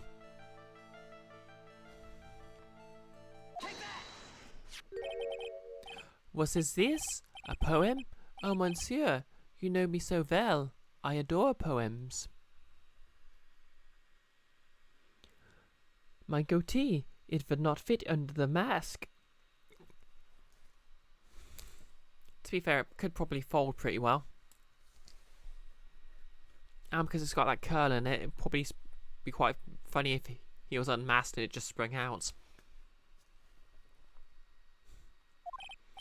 Please read it and put some feeling into it. Convicted before, a wicked man or woman, repeat offender. Well, this is transmisogynistic, and I am only gender non-conforming. I'm sorry to have to bring it up, Mr. Armstrong. Yeah, you're right here, it's pretty transmisogynistic. But you have been arrested for stealing from customers before, haven't you? Mon Dieu, le mensonge, you're the liar. You deny it? Do not make a false accusation, s'il vous plaît. So, do you have any proof? I want to see la incontestable proof that I have ever stolen from one of my customers. You literally stole my stuff. It seems old habits die hard, Mr. Armstrong. What is that? This is my Magatama, and I found it in your kitchen. None. Wow, that scream just about broke some windows. Oui, oui. I have a weakness for the little trinkets and the figurines. And it just slips out. I cannot stop it. You've stolen handkerchiefs, gloves, and other things from your customers, right? Oui, it is la truth. C'est vrai. I am just a timid little girl inside, monsieur. A timid little girl. Besides, this time it was not la small trinket, oui? It was $500,000. Mais non. Why would I steal it? I have no need for such money. Really now? Oh, monsieur, what is it? Isn't it true that you're in some pretty serious trouble? And that you're in desperate need of a large amount of cash? Ding. This restaurant is deep in the red, isn't it? Ah. You have a loan to the tune of $500,000. That lottery ticket would have wiped out your debts.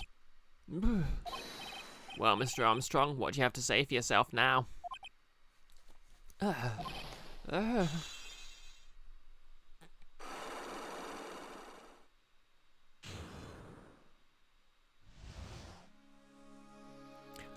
Okay, talk. Mr. Armstrong, you said that the victim had a winning lottery ticket for $500,000. How do you know he had something like that in the first place? The man, he was listening to la radio with his earpiece. Maggie said something about that too. The winning number was announced on la news, I think. All of a sudden, he exploded. Yes, $500,000. Okay, I guess he has a British accent. That's gonna be fun. He shouted.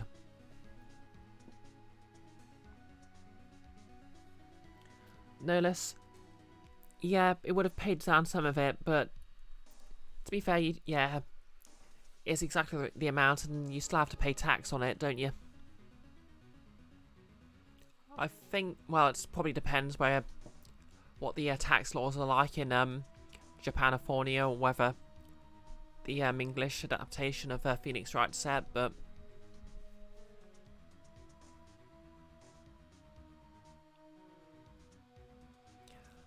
you'd probably pay a fair bit of it in taxes.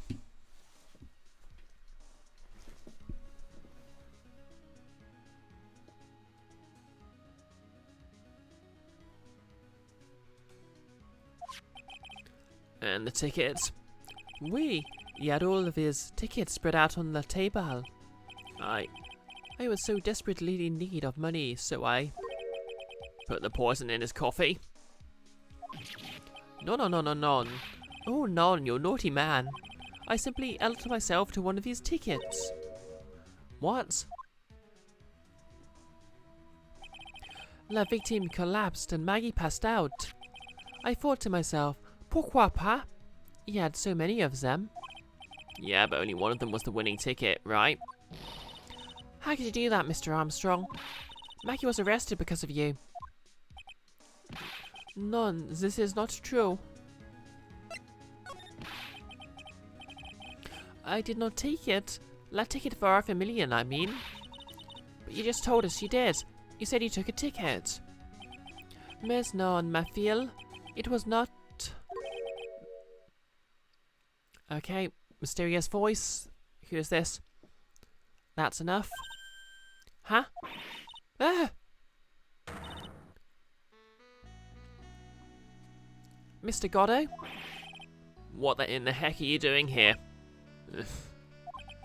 This is without a doubt the worst coffee I have ever tasted, Mr. Armstrong.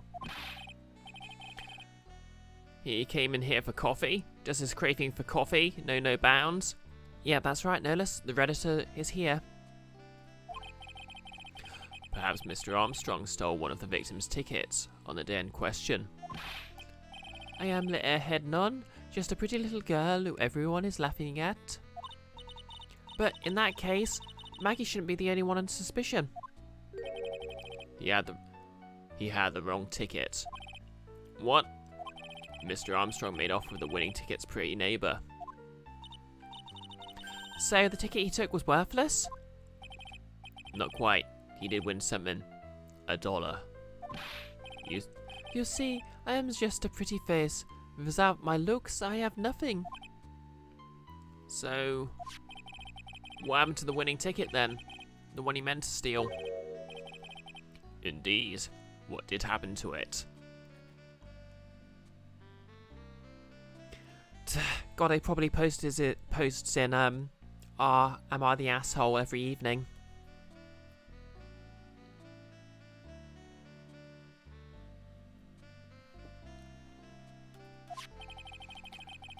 I don't like spoiling myself by watching trailers, so we'll just wait and see how the movie turns out tomorrow, won't we?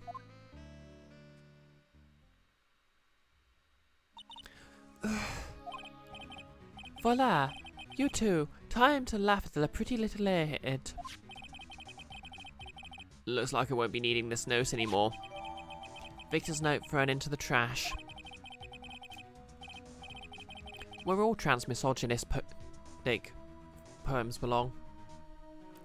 Looks like we've got a new mystery now. Namely, where did the winning ticket go? I've got a bad feeling about this. Well, anyway. We can't let Maggie suffer any longer for this, and certainly not again.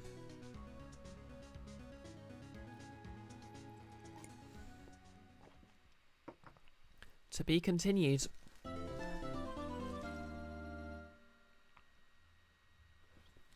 No less. Never to actually ask for himself, only to validate other assholes. Yep, almost certainly.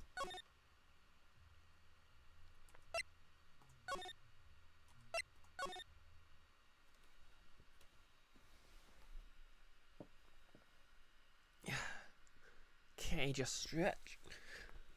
Nice thing about, well, as much as I miss playing D&D,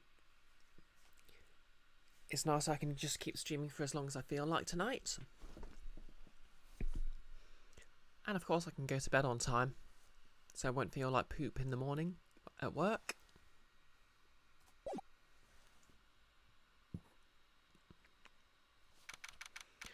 January the 7th, 9:48 AM, District Court, Defendant Lobby Number 1. I see. I guess I should have expected this. Seem a bit nervous. Nobody saw the other guy, huh?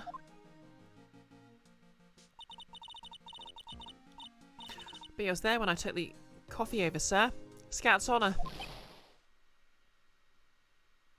Maggie? Detective Gumshoe. You doing alright? How are you feeling? As if you need to ask either question, sir. Don't let him get you down, Maggie. And don't forget to eat well, okay? Roger. And you? Yes? You'd better square this case away. Got it, pal? Maggie's innocent, you hear? If you screw up, then I'll be doing some squaring away myself. Squaring away some paperwork for your arrest. I think he's serious. Hey, detective. You're on our side for once, right? Yep. So you'll be able to help Maggie out, right? Really? Can you, sir? Of course. I got the situation under control. I'm going to be the first witness on the stand today. If something I say doesn't mesh with the facts, make sure you point it out, alright? Sure. Okay, we're forming a united front today, pal. You get me?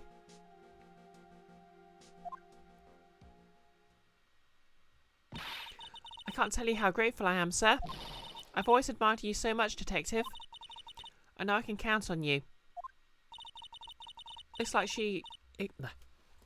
it should all go pretty smoothly today, huh? I can only wish. January the 7th, 10 AM, District Court, Courtroom Number 4. Give us Courtroom Number 5, you cowards. Court is now in session for the trial of Maggie Bird. The defence is ready, Your Honour.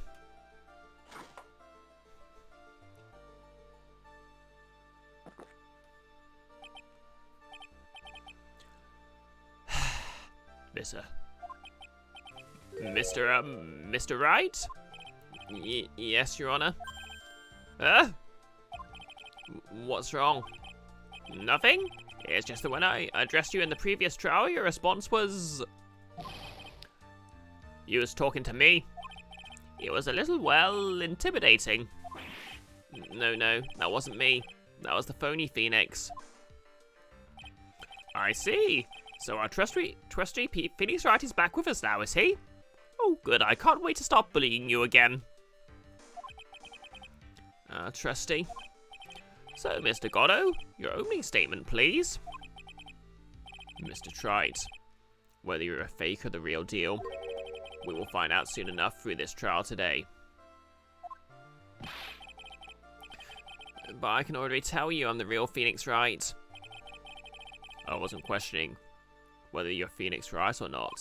I was questioning whether you had studied law or not. Wow, burn. That's why I intended to find out. There's no denying it. Behind the mask is a man who really hates me for some reason or another. As everyone is aware, the court has already given its verdict on this case once. Therefore, I won't stand for irrelevant testimony during this retrial. Nor will I stand for a simple repetition of the previous evidence presented in the last trial. I'm not planning on repeating anything that phony me said, trust me. Now then, Mr. Goddo, please summon your first witness. There he is, Gumshoe, here to destroy my vocal cords. Let's start with the formalities, shall we? Name and occupation. Witness, state your name for the court. Oh, sorry, sir. The name's Police Department Detective. Occupation, Dick Gumshoe.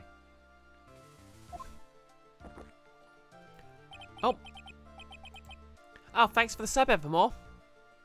Subscribed at tier 1. I hope I end up being worth the watch. Actually, that reminds me, I need to get my emojis sorted out. When the follower tier was brought in, I think I moved all of them to there. And if you're supporting me, you deserve some emojis. Nolus, you read a spoiler about Goddo in the wiki the other week, but hasn't seen enough of the first game to understand it, and didn't retain the details anyway. Interesting.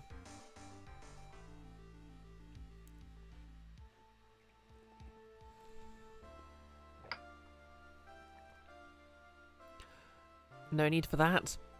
Well, I'll be honest, I kind of want emojis anyway. Emojis. To be honest, I should find someone to commission to do a Red Metroid emoji, because that's probably the most on-brand thing for me imaginable. The other way round, detective. Oh, sorry. Anyway, I'm the officer in charge of this case since yesterday, sir. Since yesterday? Yeah, the guy who's on the initial investigation's tied up with another case now. I hope Gumshoe's really got everything under control, for everyone's sake. I see. So, Detective Gumshoe, would you outline for the court the basic facts of the case? Yes, sir. The victim's name was Glenn Elk. He was a professional programmer. Gumshoe. I've never met someone who programmed for a living who was professional in my life. He was on the payroll of Blue Screens Incorporated, a local company. This is the victim's autopsy report. The court accepts this into evidence.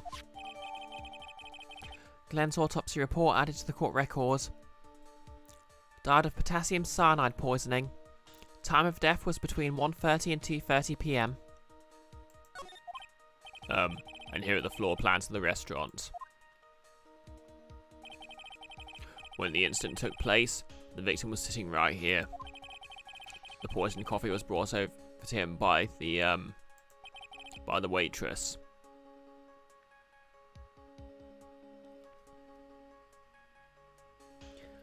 Jan, programming is my profession, but I am not a professional.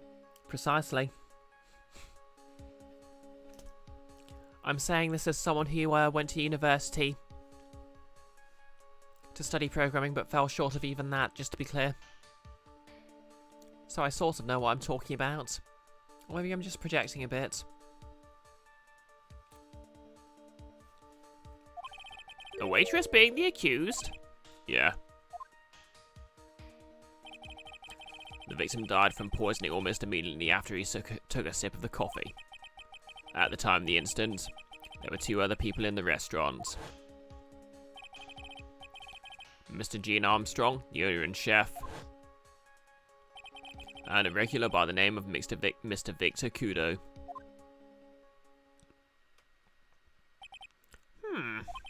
It still seems to be a very straightforward case to me. Trebian floor plans added to the court record. Blueprints of the crime scene. X equals the victim's seat. Come, detective, take up this hammer. And nail the defender's coffin shut with your own 2 hands.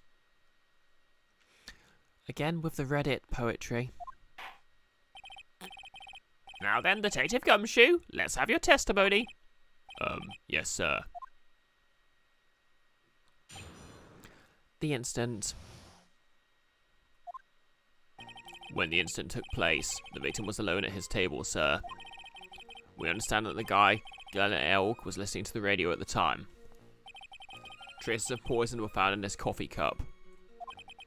And what we found was potassium cyanide. That stuff really packs a punch. And, it looks like Mrs. Bird might have had, well, some kind of motive. Evermore, is IT hard-coded into transgene's trademark? You used to do hardware IT.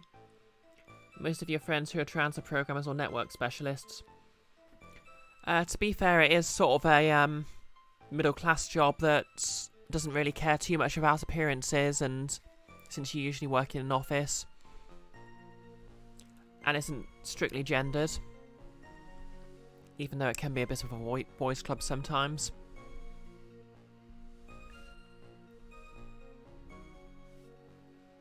Well, actually, no, that's not true. The entire field was the entire programming field was actually founded by women because it basically evolved from a secretary role. Because originally a computer was basically the job title of someone who did a computer's job and just did mathematical equations all day. And so they just started calling the machines that did the same job computers. And programming, and the people who were working as computers took over programming them.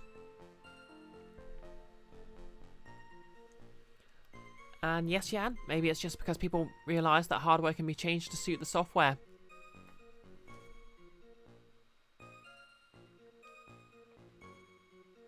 Shame it takes a while to install the driver. Worth it though.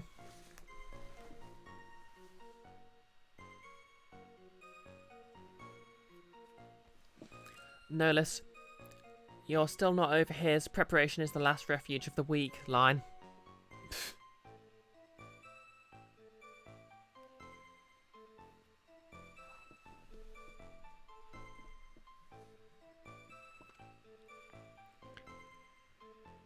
Yeah, I knew you meant Goddo, don't worry.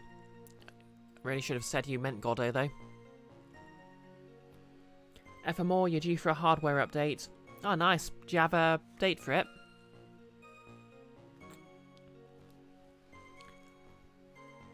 I had mine last March, but I was thinking of getting some custom casing, if you get what I mean. Not yet. That's fair enough. I hope you can get it soon then.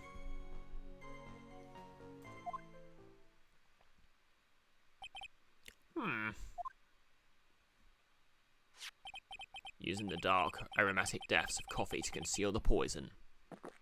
I find this personally offensive. Classy lady.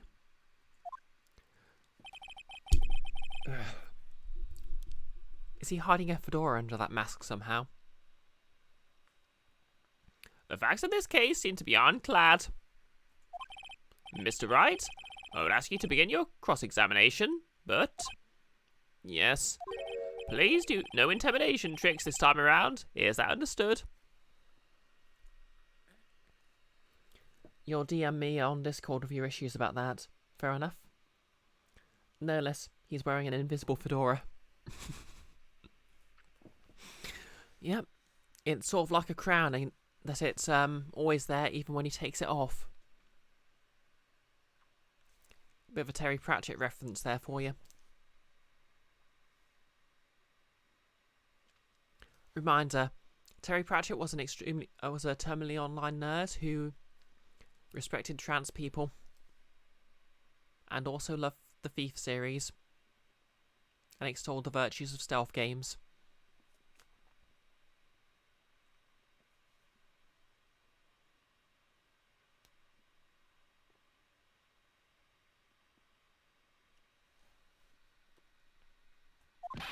I already told you, that wasn't me.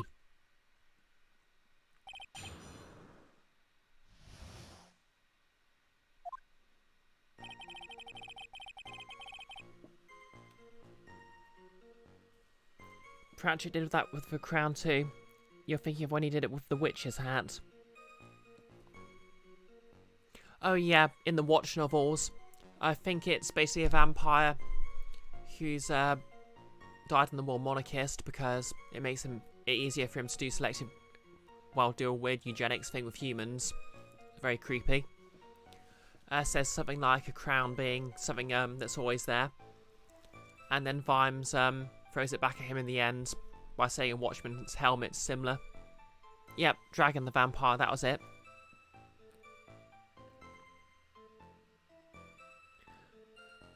Evermore, Gumshoe looks like his ex kicked him in the elderberries.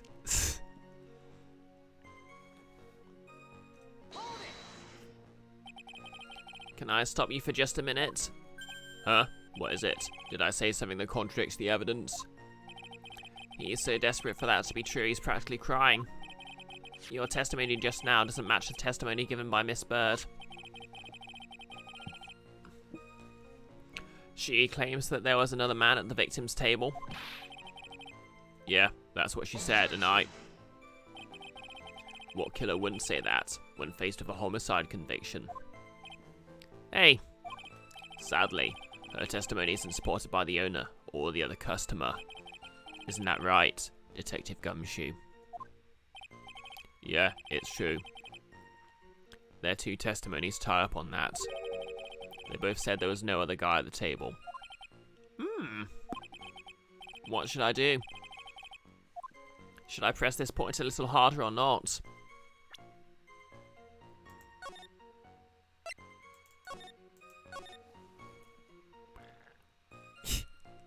Killer Ray-Bans, Goddo. There was actually an earlier joke where Phoenix was worried he might shoot lasers out of it.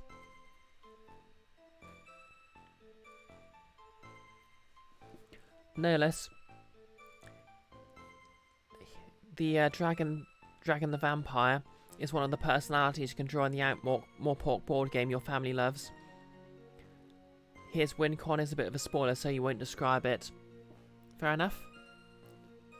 I guess it's something to do with ensuring Carrot becomes king, I guess. I don't know. Pressing harder. Well, maybe the other witnesses just missed him. Perhaps their view of the victim's table was obscured in some way. Huh. That argument is weak as the coffee at Tribulations, trite. I have here in my possession a ticket. A ticket? Looks more like a photo to me. Yes. A one-way ticket to Guiltyville. Population? The defendant. Yep, this is some real Reddit nonsense.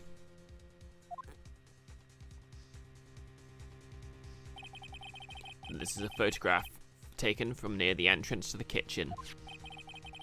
This is a scene as witnessed by the chef, moments after the poisoning took place, correct? I think the court will agree that with such a clear view of the scene of the crime, how, Mr. Tride, could anyone have overlooked a second person at the table?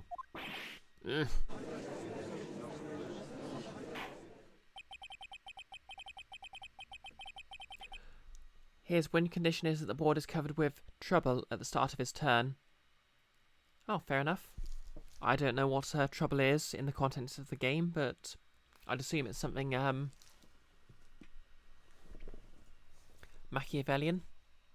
It certainly seems to show the victim's table extremely clearly. Crime photo added to the court record. A photo of the scene taken from near the kitchen. Okay, listening to the radio. He was listening to the radio, you say? Yeah, he had a portable radio in his chest pocket. Maggie told us that too, didn't she? Something about how one of them had some sort of earpiece. What should I do? Should I press on a little harder or not? Yes. And what was it that the victim was listening to on the radio, Detective Gumshoe? Huh? How should I know? Thanks a lot. Now we're one step closer to the middle of nowhere. This isn't going very well, is it? Detective, could you perhaps tell us about the poison and how it was used?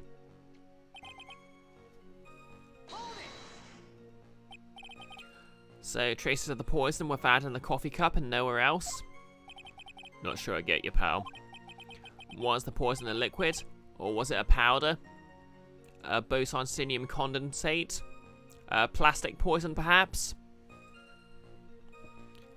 Was it the concept of a poison? Was the victim killed with homeopathy?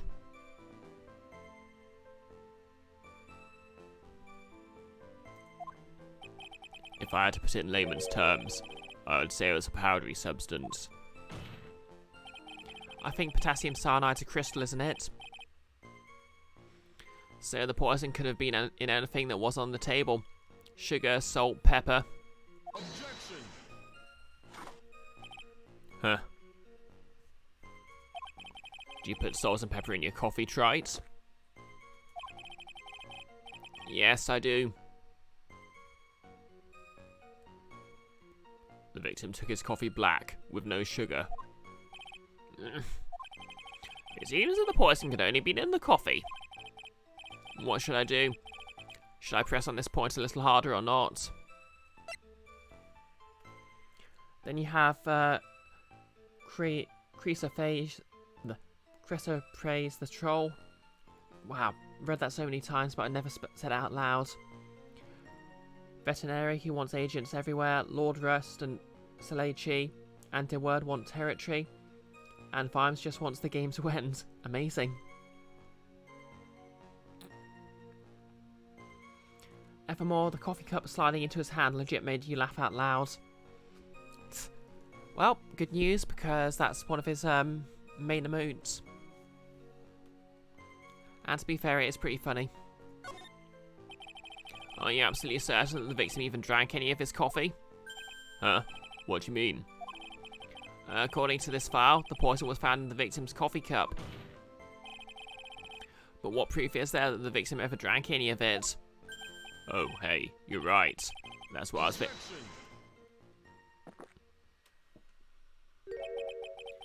Nolus, your sibling always guesses who you drew in like the first 5 turns. Amazing. In case you're wondering, the last objection was for the detective there. For me?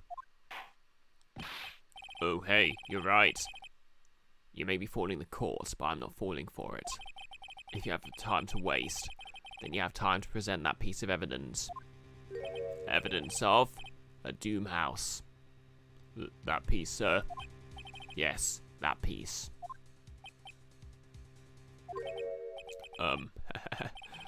What piece was it again?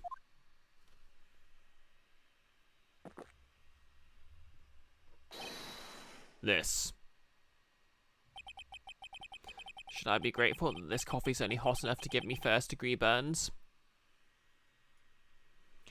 Yep. You're right. Evermore. Really should have increased the text size on my phone so I can see it from here. He needs to stop abusing that coffee cup. A faithful coffee cup is one of your best possible friends.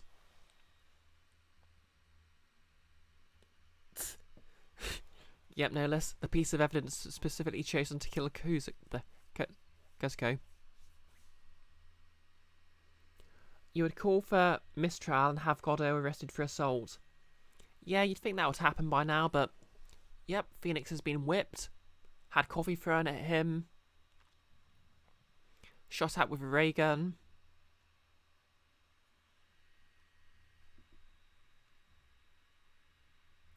A microwavable coffee cup, no less.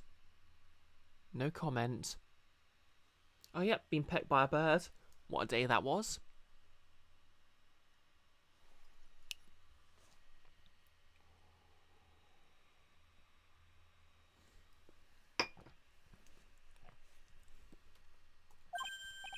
Oh, now I remember.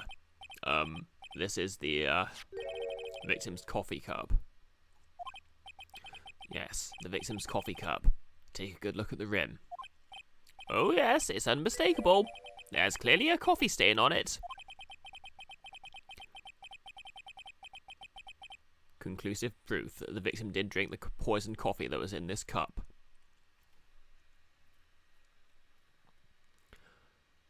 Vimes's win condition is literally the cards run out before anyone else's win condition goes off.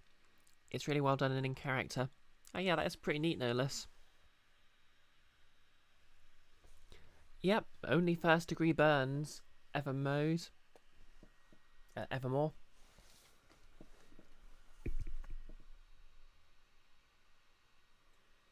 Yan.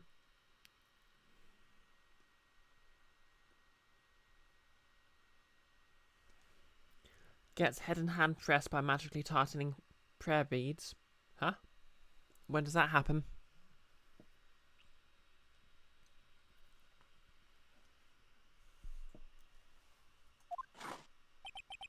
The victim gulped down the bitter death that the waitress brought to him.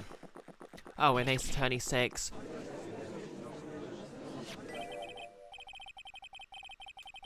For the record, the only prints on the cup were the victims and the defendants. Coffee cup added to the court record. The coffee contained potassium cyanide, covered in the victim and Maggie's fingerprints.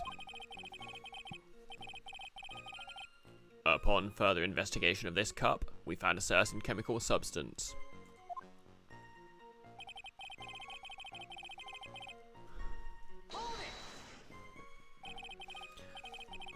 A potassium cyanide punch. Potassium cyanide? I've heard of that chemical before. Exactly how strong is this poison, Detective Gumshoe?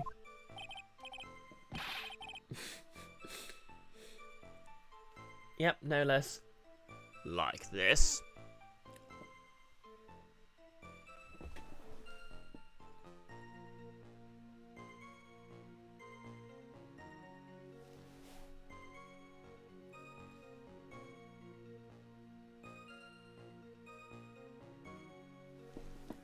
And for those just listening,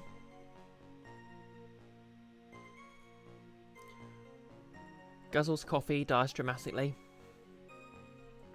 Evermore, how does Phoenix not know what cyanide is? I guess he doesn't read many mystery novels. To be fair, it does sort of establish he doesn't read much. Yeah, my vicinity impression could use work. I really need to rewatch The Princess Bride at some point. Well, that stuff's lethal. Eat too much, your history. How much is too much?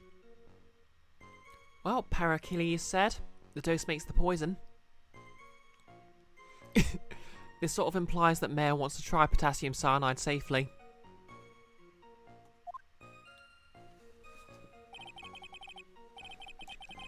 He's a lawyer, he constantly reads.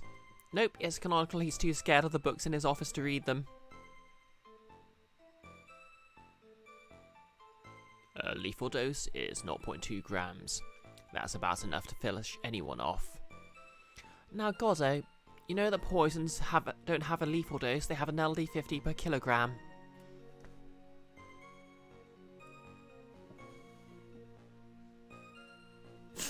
She wants to build up an immunity. What's the name of that thing where you take small amounts of poison to build up an immunity? It's named after the Roman Emperor, but I can't remember which one.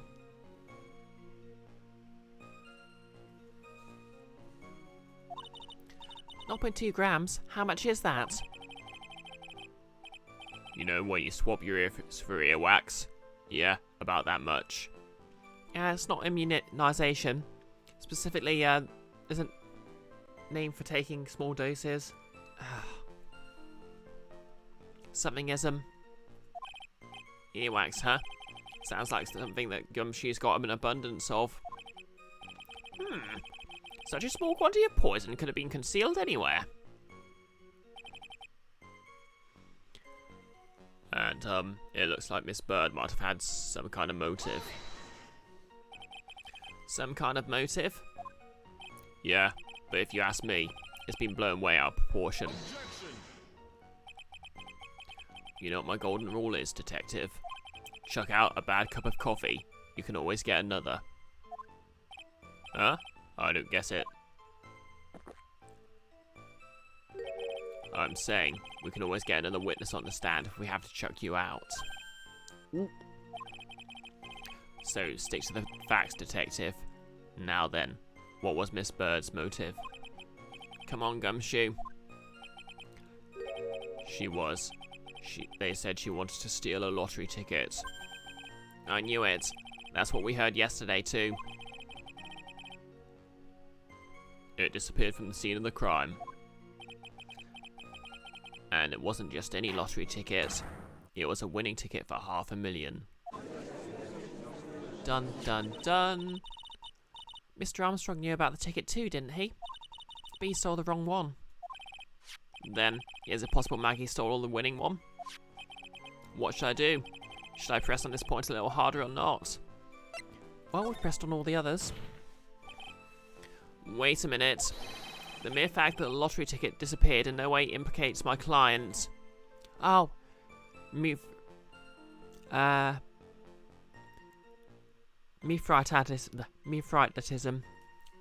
That's it. After King Mythos. Evermore, Goddo drank so much coffee his hair turned white and his eyesight got bad. Does coffee do that? Because I'd be a natural blonde by now if it's true.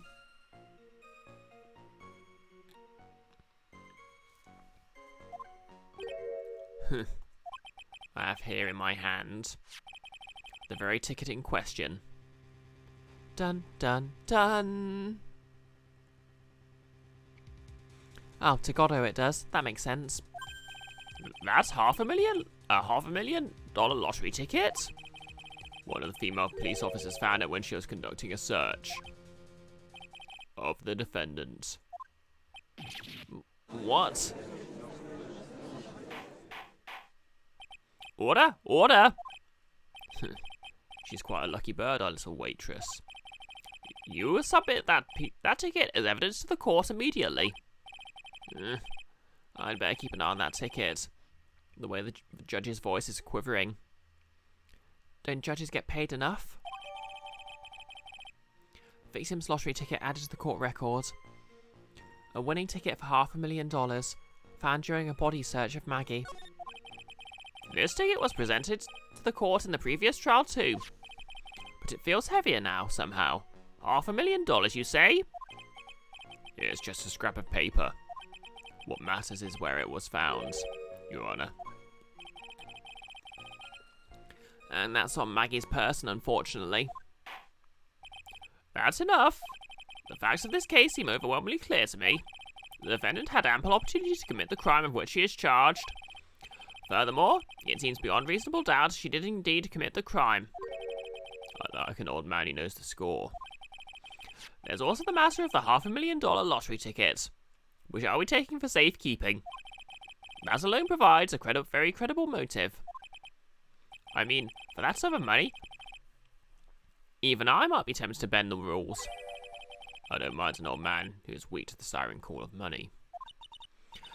Not good, Nick. Yep, he's a redditor, alright. Not good, Nick. The evidence against Maggie is starting to pile up fast. Yeah, that's because the court has ruled guilty once already. I'd say it's about time to wrap up this repeat performance with one final decisive piece of evidence. He's got more evidence against Maggie. This is the apron that the delightful Miss Bird was wearing at the time. Wow, that's not the cleanest apron I've seen. That stain looks like... It can't be blood, can it? Huh. It seems the star of our play was a little flustered. And somehow spilled coffee on herself. The coffee? That's not exactly the first thing that caught my eye. Of course. The coffee stain isn't the most interesting thing about this apron. No, there's something else that stands out even more. Something else? I presume you mean... Oh yeah, he's colourblind, isn't he? So he wouldn't be able to see the red. Of course, I'm referring to the pocket. The pocket? A search carried out right after the incident uncovered this. Potassium cyanide. The very poison used by the killer was in her apron pocket. A bottle of poison in Maggie's pocket? Yeah, and Maggie's prints were the only ones on it. What? Order, order, order! The court will accept these items into evidence. You know what bothers me about stealing a lottery ticket? Obviously you have to actually redeem the ticket, so it's basically impossible to get away with stealing it, isn't it?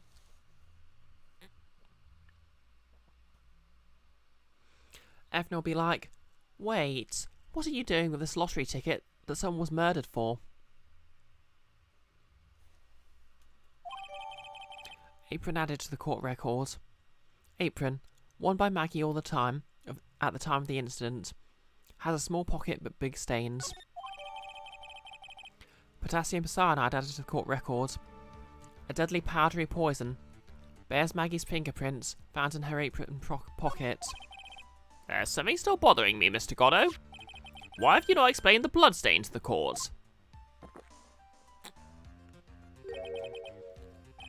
Bloodstain? What bloodstain would that be? Don't play games, prosecutor. The blood-coloured stain that's smeared all over the apron.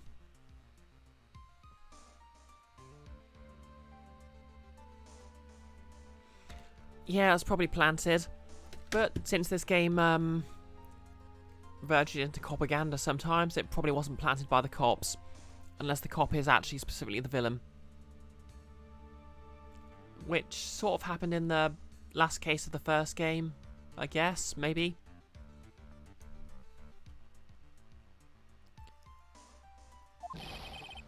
That's ridiculous. No one told me anything about a bloodstain. You don't need to be told, just look at it. Well, detective, could this stain really be blood? No way, sir. It's just ketchup, sir.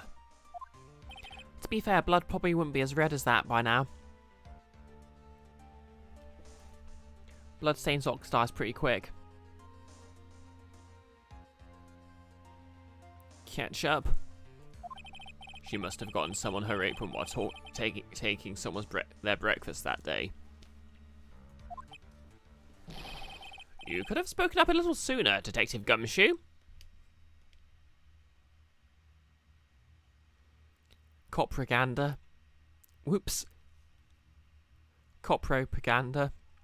That means something else entirely. No less, this can't be right. That Mithridates guy reportedly got people in one place rebelling against him and tried to escape via poison. It didn't work for obvious reasons, so he had to have a bodyguard kill him instead. Yeah, that's what I heard, actually. It was in a horrible histories book. Specifically about poison.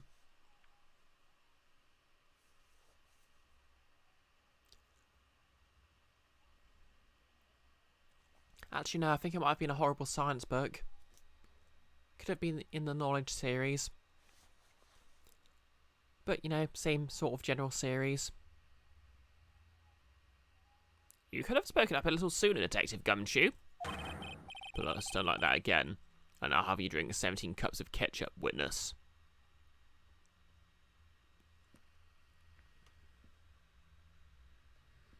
That sounds like a book to read well after a meal. Like watching JoJo. Yeah, I used to love those books as a kid. I mean, even when I was in secondary school, I'd just sit in the library reading them. Ugh. I thought everyone knew what it was already. Yep, now we know that Goddo likes at least 2 liquids.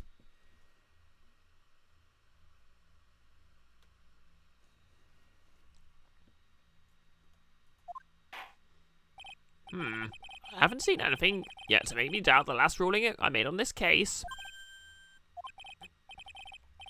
The motive, the opportunity, the sporting evidence. They have all been clearly established. Yep, Gumshoe isn't great at his job, unfortunately. It's actually a running gag he keeps getting his pay cut. Although, to be fair, he didn't get fired until... I think it was the last case of the, first game. I'm not sure I remember. Well tried. Wait, well tried. It seems you really are a phony after all. You really know how to drive a man nuts. Witness, please continue with your testimony. Oh yeah, he got fired during the hotel case, you're right. That was the end of the last game. Describe for the court the crime scene and the findings of your investigation there. Witness testimony, the investigation. The crime was reported at 2:25 p.m. by a kind of a scary old man, sir. Clearly a weeb. Poor Maggie had passed out from the shock. It must have been real tough for her. Good question. How did he get his job back? Edgeworth, probably. The victim didn't have any identification on him, but we figured out who he was pretty quick, and then the investigation went smoothly.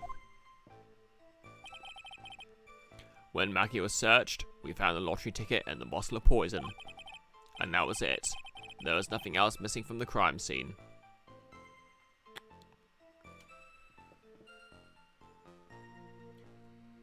No less. Yeah, you're right. Cops don't generally lose their jobs for long. Why does he keep looking up like that? Like...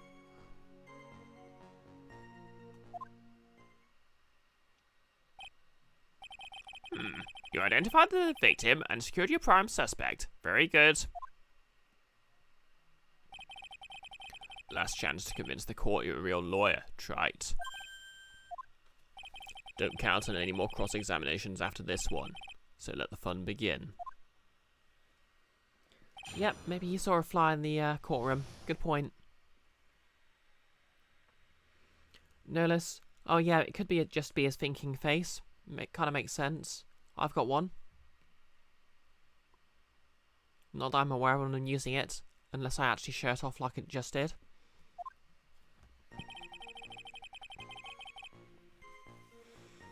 Okay.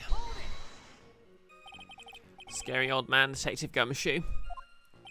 There's an old man who's a regular at the restaurant where the incident happened. We're obviously talking about the same old man. Officers were dispatched right after the report came in, but the old guy still made a fuss. What took you so long? Then he hurled abuse at them. And seeds. Seeds. It was nothing. I caught each one.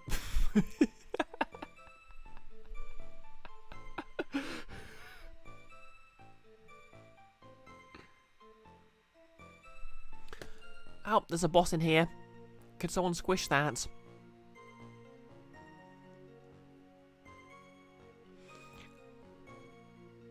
Good job.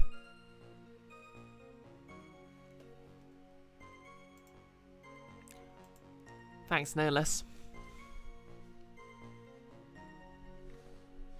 Now, where were we? Oh yeah, I was laughing at this line. Yeah, he's clearly posted that on Reddit.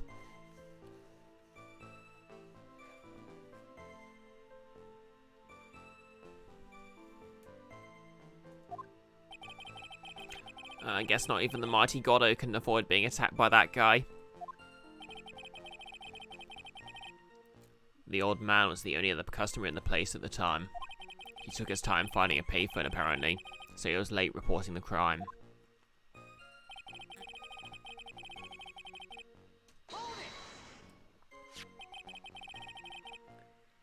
Yep, he apparently caught all the seeds in his teeth when thrown at him.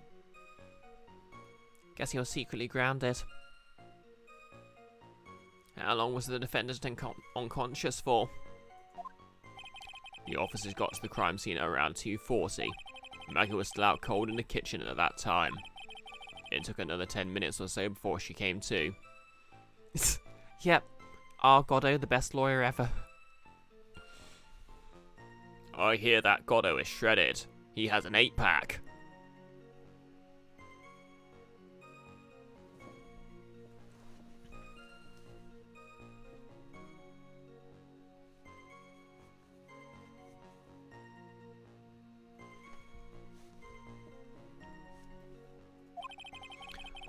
I would have liked to be on the scene myself.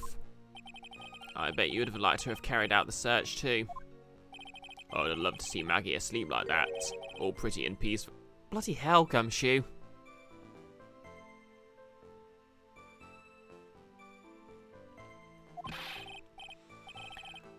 You're a professional detective, Gumshoe, not a professional bird watcher.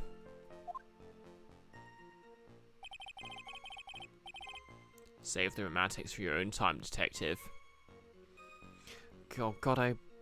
Of course Goddo doesn't see anything wrong with that. All we need to know about is the investigation. Oops, guess I'm pretty red right now, aren't I?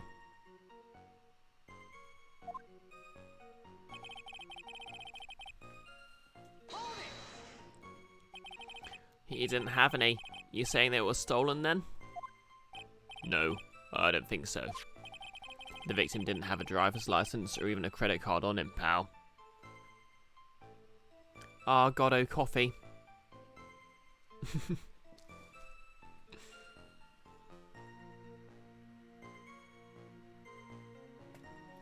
No less. Yeah, the 10 minutes is a lot of time to be knocked out for. Even if it's just, to be fair, she fainted, so maybe it's different than being knocked out by a blow to the head or something.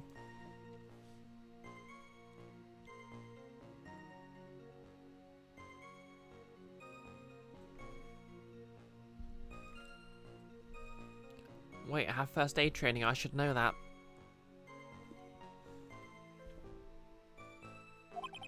All he had was 58 cents in his wallet. 58 cents? Yeah, I can't believe I found someone with less in their wallet than me, pal. The victim sounds like he was a thoroughly miserable young man. Oh, you think it's the same way for fainting? You googled it recently for D&D. Fair enough. Ah, Goddo facts. Goddo once shot down a plane by pointing his finger at it and yelling bang.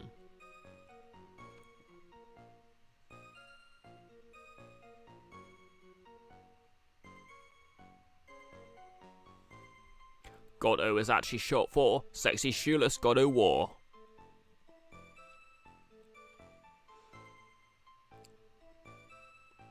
Goddo got his name because once Sonic the Hedgehog shouted at him, "Goddo go fast."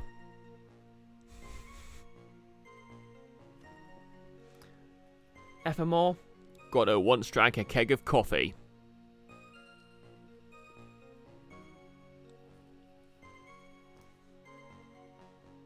You want to know what's the problem with being drunk is? Ask Goddo's coffee. No less, he's probably not shoeless, but good reference. Glad you think so. Anyway, moving on. Or some kind of outlaw. Why not give him a bit of an edge? To be fair, he was clearly a hacker. Because, really, everyone who knows anything about computers knows you don't want to carry too much electronic stuff around. I think I'm onto something here. You had an idea for a house ruling that falling to 0 HP knocks you out for 1d4 minutes instead of hours. The latter, which is a bit ridiculous. Ah, fair enough.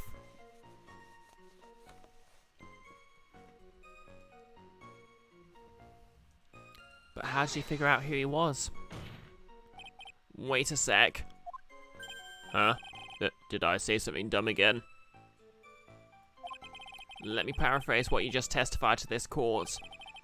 The victim didn't have any form of ID on him. That's basically what you said, yes?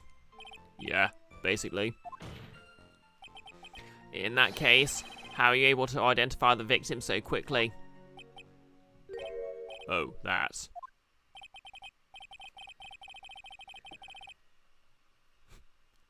He's so let down, he's got the whole sagging shoulders and puppy eyes thing going. There was a prescription bag on the victim's table along with the lottery ticket. It seems like Mr. Glenn Elk visited his doctor before he went to Tribulations. We got the victim's name from the medical records of the doc who prescribed the meds.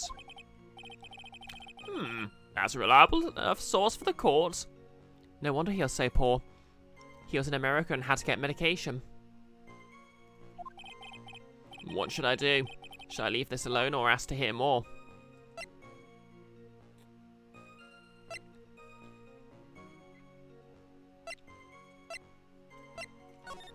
Let's see what's in the prescription bag. So, what sort of medicine was in the bag? Was it potassium cyanide? It would really help my case if it was actually potassium cyanide. Well, actually, yep, it was potassium cyanide. My bad. Case over. Actually, the bag we found was empty. Huh? Yeah, completely empty. It was completely empty. Victim's prescription bag added to the court records. The victim got this from the doctor before going to Tribulations. The bag is empty. Huh. You're entering an empty paper bag as evidence. Desperate are you, tried? Now, what happened with the investigation after that, detective?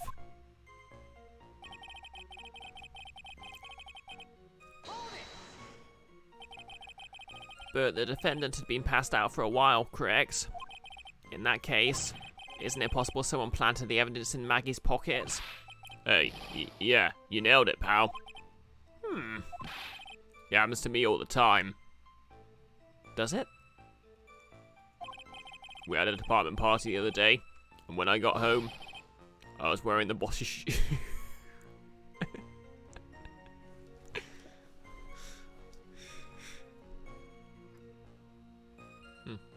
Acid tea. Objection. Keep up this crazy testimony, detective, and those shoes will end up down your throat. Which shoes, though? Here's all the bosses.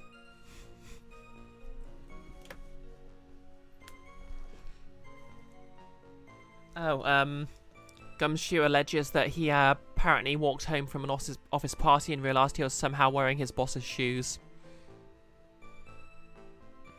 Gumshoe's boss. The police boss man, who does police boss stuff. Context was regarding evidence being planted on people. Sorry. So, trite, someone planted the evidence in Maggie's pocket. That's a pretty bold statement. Care to back it up with some evidence? Some evidence of a Doom House. He posts on Reddit, so he'd reference Doom House. Well, I'd love to if I had any. It appears you have no evidence to support your theory, Mr. Wright. Continue with your testimony, witness.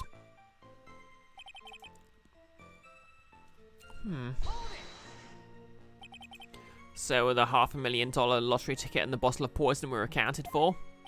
Yeah. Interesting. It's true that those two items were accounted for. But wasn't there another lottery ticket that was stolen that day?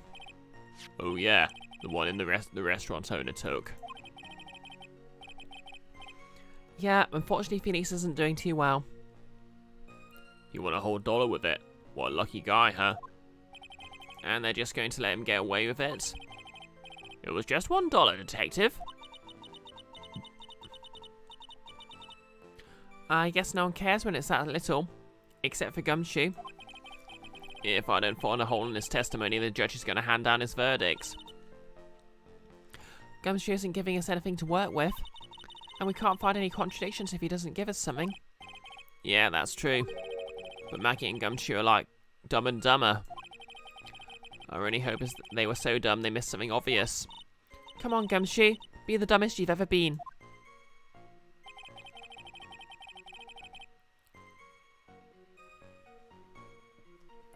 No less. Anyway, the last refuge of the week is a line is a take on a few different similar quotes. So a pre-web mem format. But you think the earliest? So maybe the origin is Samuel Johnson. Patriotism is the last refuge of the scoundrel. Oh. I kind of remember prayer as the last refuge of the scoundrel from The Simpsons. But then again, I suppose in American culture, the two are a bit intertwined. Okay.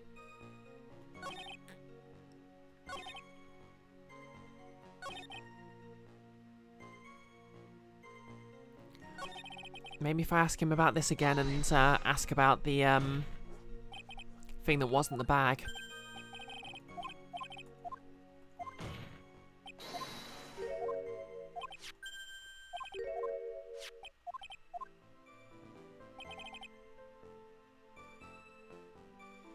Okay.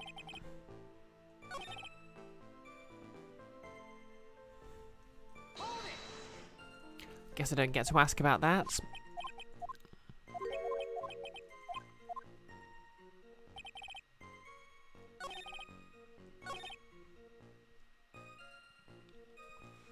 Okay, what evidence do we have?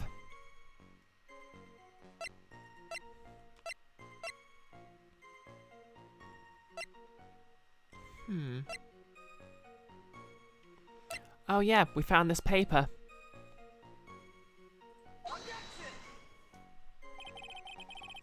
This evidence clearly reveals the contradiction in that statement, Your Honor. How exactly are the evidence and the statement just now related? They aren't, are they? Not at all. Mr. Wright, please think the facts over before making accusations. Whoops. Honourable mentions are Oscar Wilde, consistency / unimaginative, and Isaac Asimov, violent / incompetent. Okay. So consistency is the last refuge of the unimaginative, and violence is the last refuge of the incompetent. Yeah, good quotes, I guess. Okay.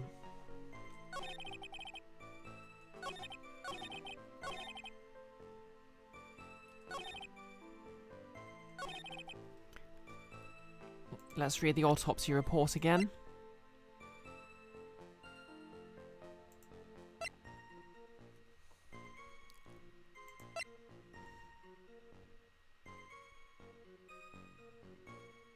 Oh.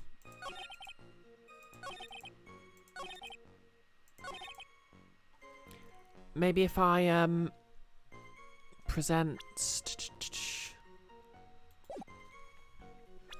save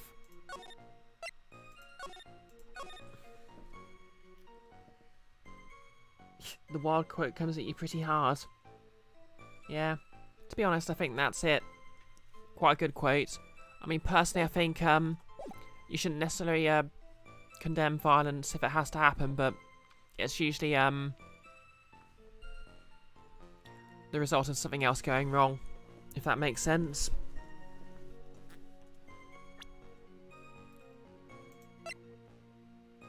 Okay, so the medication was missing, so that must be something else missing from the crime scene, right? Yes. Detective Gumshoe, I think I should point something out to you. There is just one small contradiction in your testimony. Oh, finally. I'm getting all anxious just waiting, so hurry up, will ya? You testified that nothing else was missing from the crime scene. However, the prescription bag you mentioned was empty. Did the officers recover the medicine from the crime scene of the scene of the crime later? Oh, right. Oh, yeah, Oscar Wilde was the consistency and imagination one. Yeah, to be fair, as someone with ASD, I can agree with that. Evermore, if it's not solving all your problems, you've not used enough of it. Also fair. No, they didn't. The victim was given a prescription right before going to Tribulations. Where then did the medicine disappear to? Yeah. You're too cool, pal. Indeed. Due consideration wasn't given to the victim's prescription in the previous trial.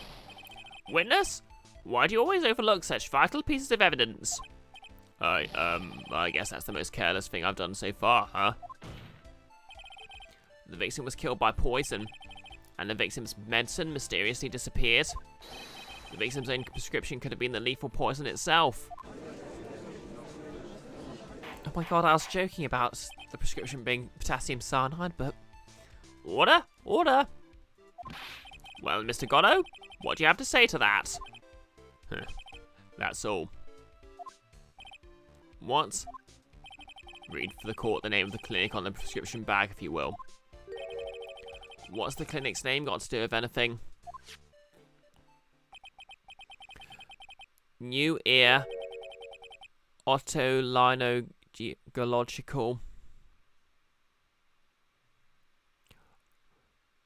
otolaryngological otolaryngological clinic. I cannot word. Yes, what kind of illness was the victim suffering from, Mr. Goddo? Ear, nose and throat clinic. Thanks, Jan. Hardly an illness, Your Honour. More like a bit of war wound, you could say. A war wound? The day before the incident, Mr. Elg found himself in a fight. For his right to party. He took a blow to the side of the head and ruptured his eardrum. He ruptured his eardrum? Then what on earth was this prescription he was given? It was a cream that was to be applied topically inside his ear canal, not to be ingested. What? It's mentioned in the autopsy report if you read the fine print. They found traces of the medication in the victim's left ear. Yes, here it is. In very, very fine print. It seems Mr. Elk correctly applied some of his medication while he was at Tribulations. Therefore, it was absurd to believe he would have eaten his medication. Okay, the wording of that's kind of funny. It seems that this medication is irrelevant to the case after all. No. Nick, if you don't think of something quick, it'll all be over. She's right. But I can't get away with any old weak objection. What should I do? Well, I guess you have to object, because otherwise the trial will be over.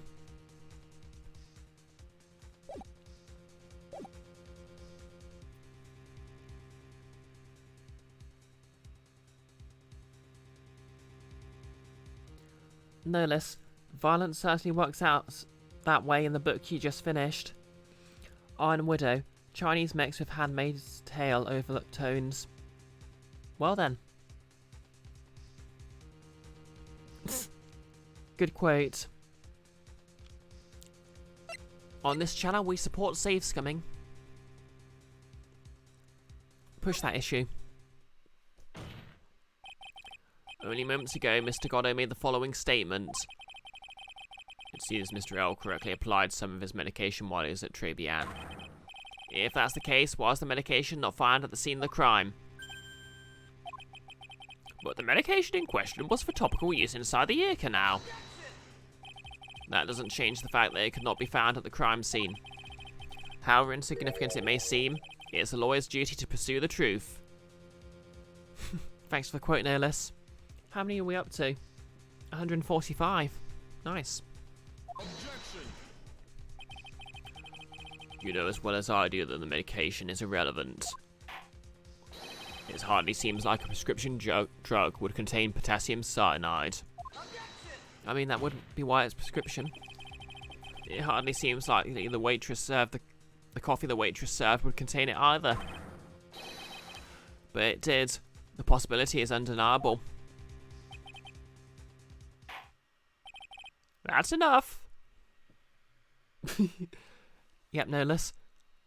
Medication is the last refuge of the ill. Mr. Gatto, is the detective the only witness the prosecution wishes to call? Mr. Gatto?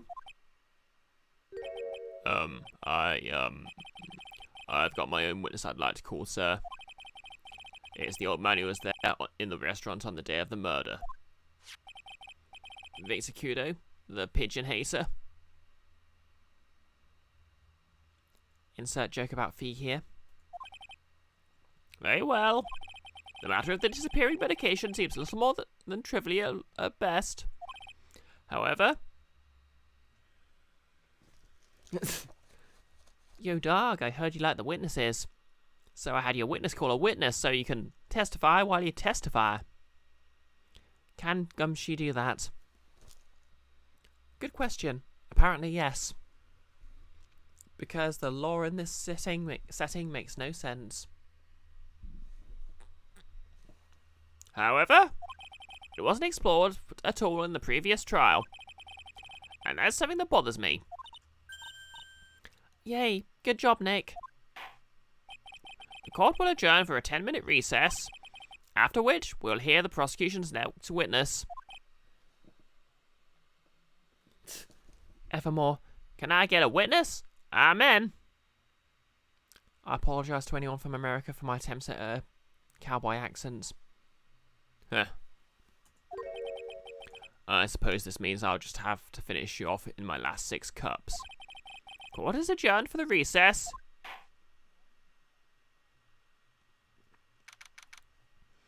January the 7th, 11:03 AM.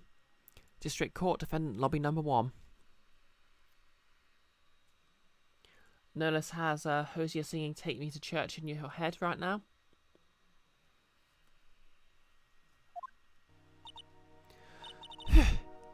That was close. Tell me about it. I nearly died in there. That's my line, sir. No, it's my line. I think I really did die a little bit. How much coffee does he drink? I think he said something about always drinking 11 cups during a trial.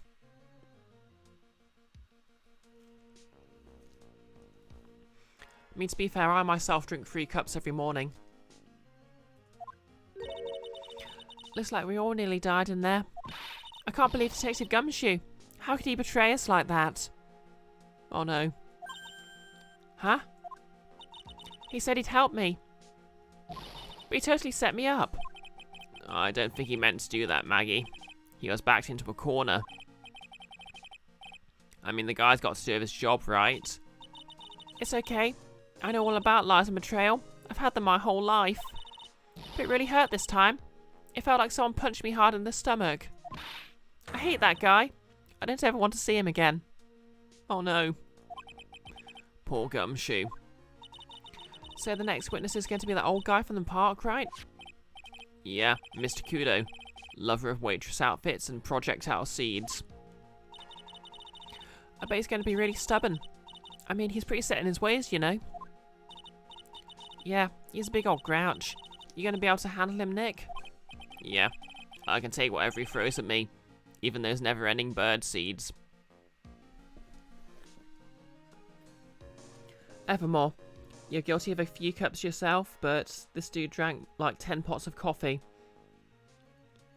Yep, if you cut him, coffee would probably shoot out. Yep, maybe the witness will throw seeds at the judge and get contempt of court.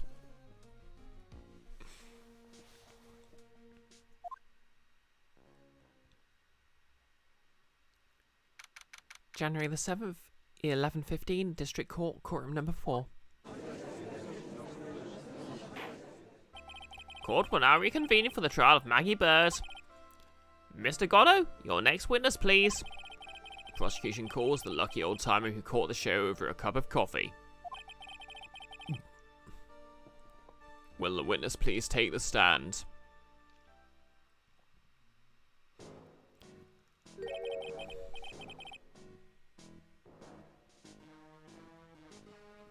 Objection! Gatto is bleeding coffee all over the witness. Name and occupation if you don't mind. Her name's Victor Kudo, born and bred in the land of the rising sun. Honor and duty are what make me. Mind you, it can be quite emotional at times too. Yes, being from this great land of California, Tokyo-fornia.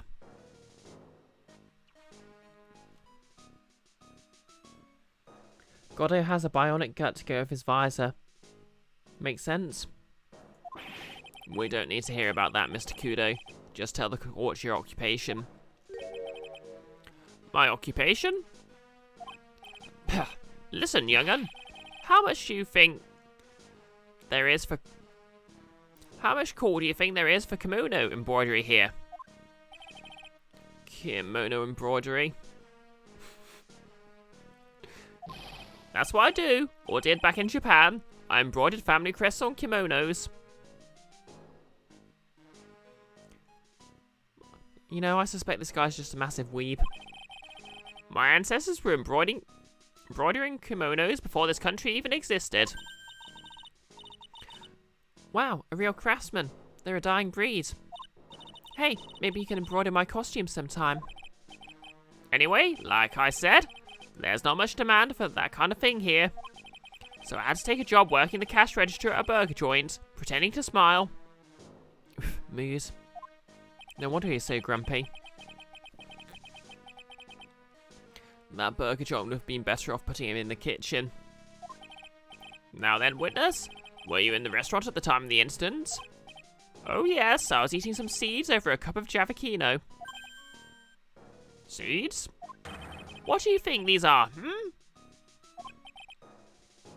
I see. So you saw everything that happened, Gramps? Did I? Oh yes. Oh yes I did, I saw it all. Then please, tell the court. We're all ears. Sure. I'll tell you. I'll tell you every last detail. He is really getting into this.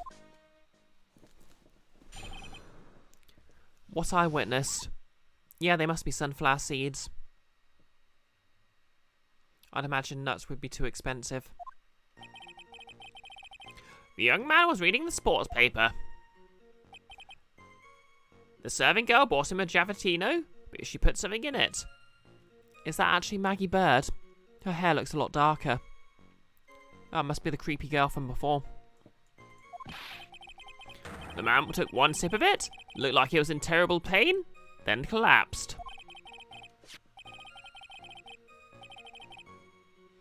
That's the serving girl, right? There in the defendant's chair. I remember her well.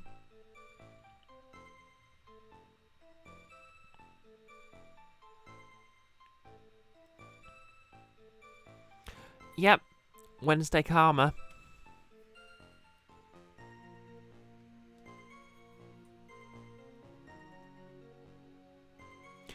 Wednesday Armor. When's Alma Daco? That's a lot of horror movie villain names. Well, to be fair, Wednesday isn't a villain. Yep, the creepy ghost girl lady.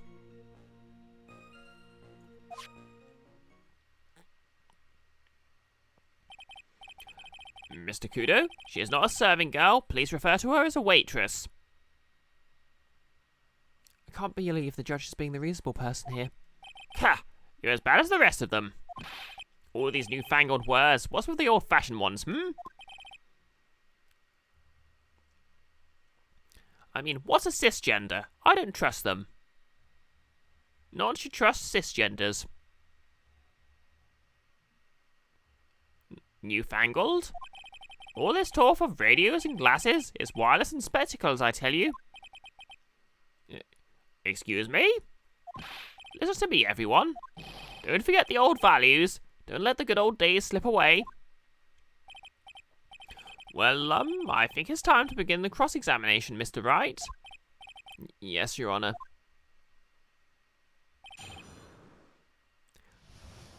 Okay, hopefully this will be a short one.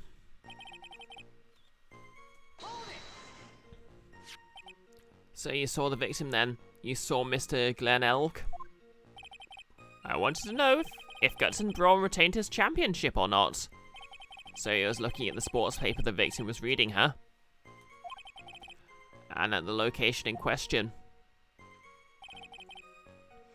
There are partitions between tables on the same side of the restaurant, right? So what if there are? If you say that you could see the victim, that means you were sitting at a table on the other side of the restaurant, correct? Huh. I go to that place to drink chavacchino.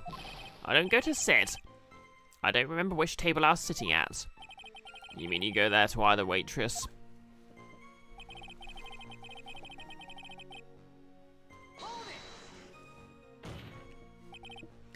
Mr. Kudo, that is a very grave accusation.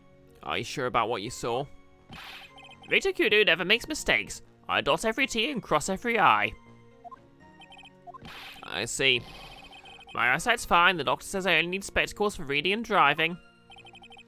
I bet his eyes are only really fine when he's scoping out a waitress. And I saw what the serving girl put into Giavacchino as well. I bet I know what's coming up and something tells me I'm not going to like it. Press harder. Your Honor, we need more clarification on what was put into the victim's coffee. I'd like to ask that the witness add what he knows about this to his testimony. I agree. Witness, will you enlighten us, please? Sure.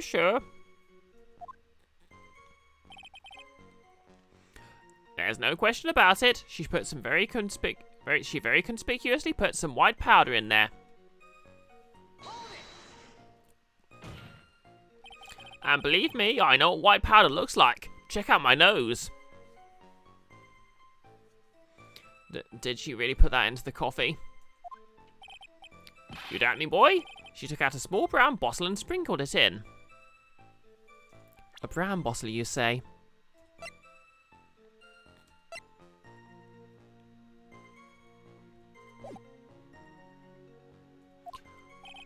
Couldn't she have been adding sugar?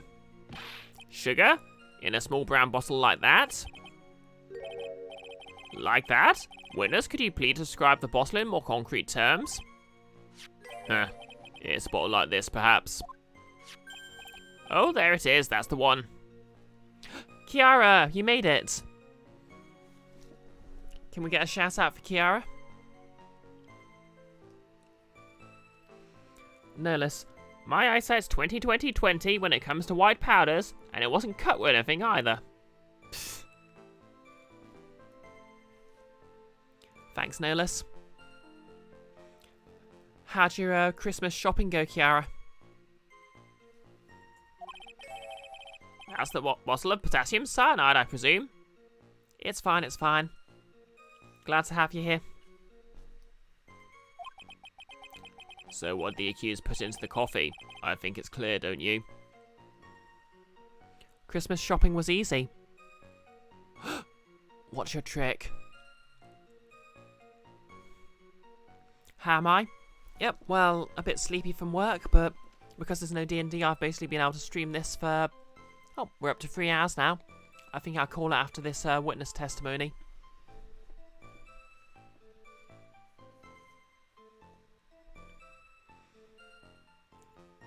Work was a bit of a bummer because I'm bad at my job, but yeah. Nolus, the trick you imagine is having people who are easy to shop for. Yeah, that's fair.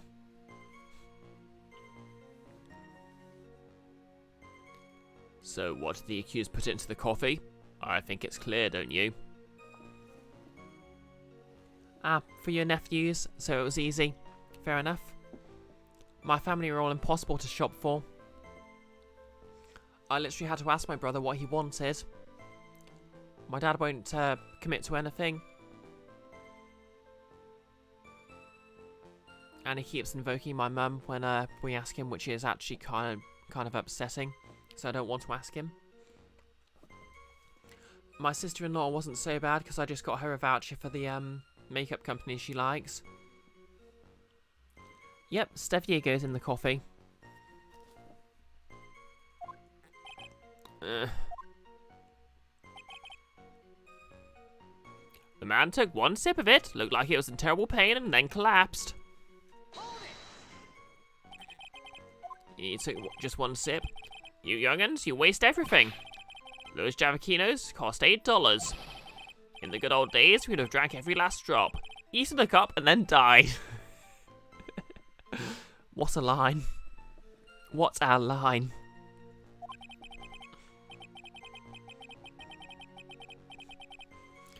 Congratulations. You've earned the title of battiest man to ever grace a courtroom. That means something else in British English, just throwing that out there. Well, actually, no, it also means what it means to Americans, but, you know, it could mean something else. So it was an immediate death? Well, with potassium cyanide, I suppose that is possible. Evermore, cyanide takes a bit longer than one sip to work. Oh yes, he slumped over without so much of a twitch. No swimming for that, young man. I felt the Javicino I just drank turned sour in my stomach. Oh yes, I know that feeling. And the waitress? I presume she is...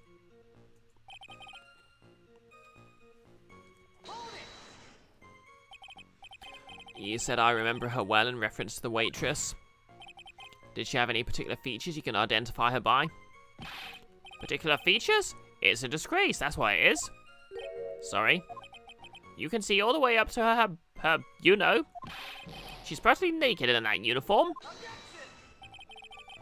So the particular feature you recognise about the waitress is her outfit?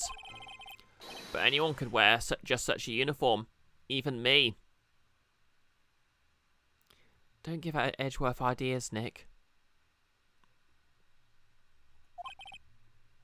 Mr. Wright, please spare the court any further mental anguish from that image.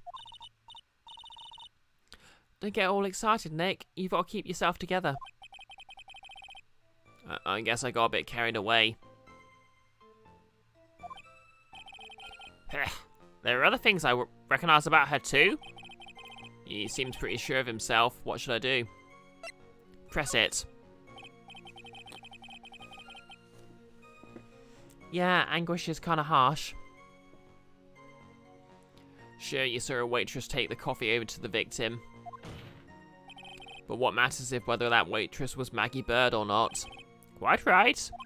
Mr. Kudo, these are the features that you recognise about the defendant. I'd ask you to add them to your testimony.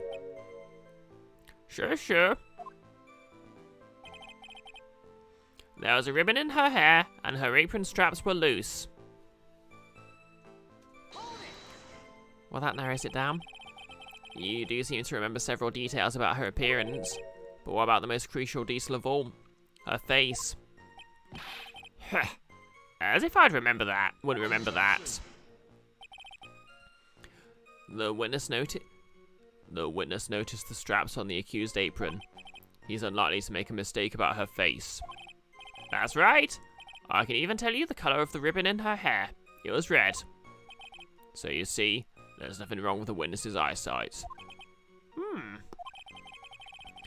There's no doubt he remembers the waitress pretty well. What should I do? I get the feeling there's more to this somehow.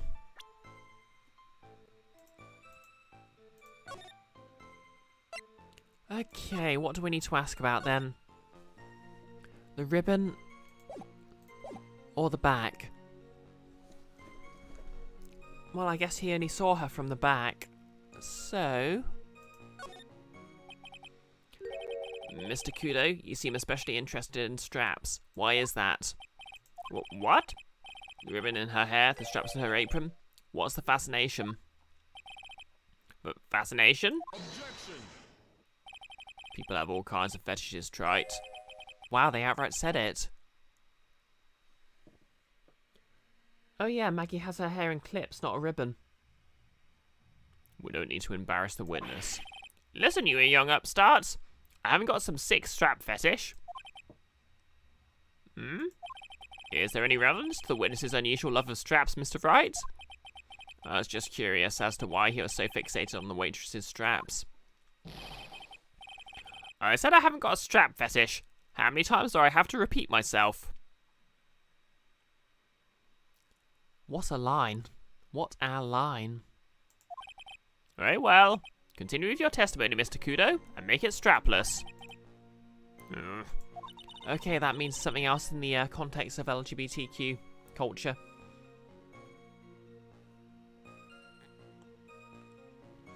Do you think old CD really saw Maggie do it? Well, he probably had his eye out on the waitress the whole time. That's why he was there. But he was there for the cute outfits, right? Not the waitresses. I guess. She makes a good point, though. Hey, did I just say something clever? I wonder if the waitress Mr. Kudo saw really was Maggie. You like that one, chat? That's what we have to figure out, Nick. Okay, try the other option.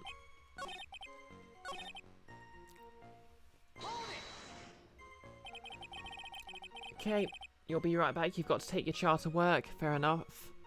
Hope that goes well. Objection! Thanks as always for dropping by, and have a lovely evening if you aren't back by the end of the stream.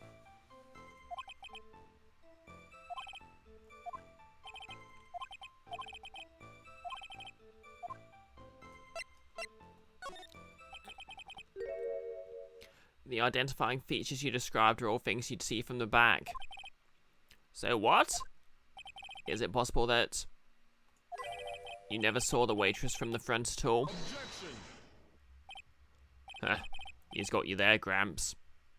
Whose side are you supposed to be on, Goddo? People normally talk about facial features when they're asked to describe someone. But this witness's testimony is nothing but straps and ribbons. This is harassment. I tell you I'm not obsessed with straps or ribbons. I'm just telling you what I saw. Mr. Kudo, the court requests you add details about any identifying features. Features you observed from the front, that is, to your testimony. Sure. This old man's testimony is getting longer and longer. And if I can't find a hole in it soon, it'll get even longer, I bet.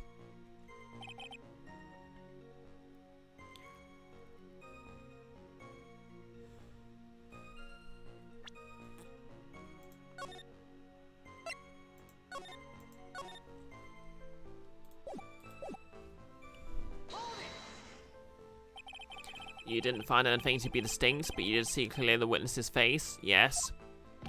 No question about it. I didn't come this far back to back down now. Mixer Kudo never backs down. That's not the answer I was looking for, but okay.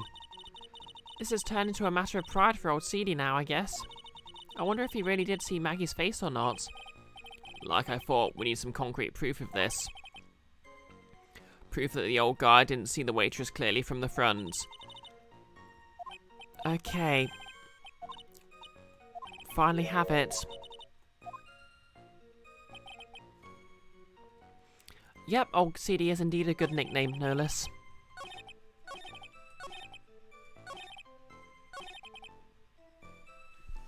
Okay, let's find this evidence then.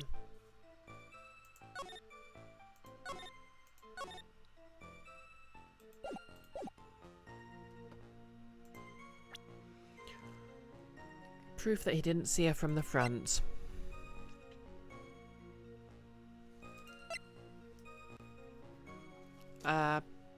Oh. The apron stains. He'd have noticed those. Mr. Kudo, I'd like you to please take a look at this. Ha! That filthy thing would suit filth like you just perfectly. Actually, it kind of reminds me of what my grandson looks like just after he's done eating. Have you ever seen this before? Of course I haven't. Do you think I'd forget something as dirty as that? Got him.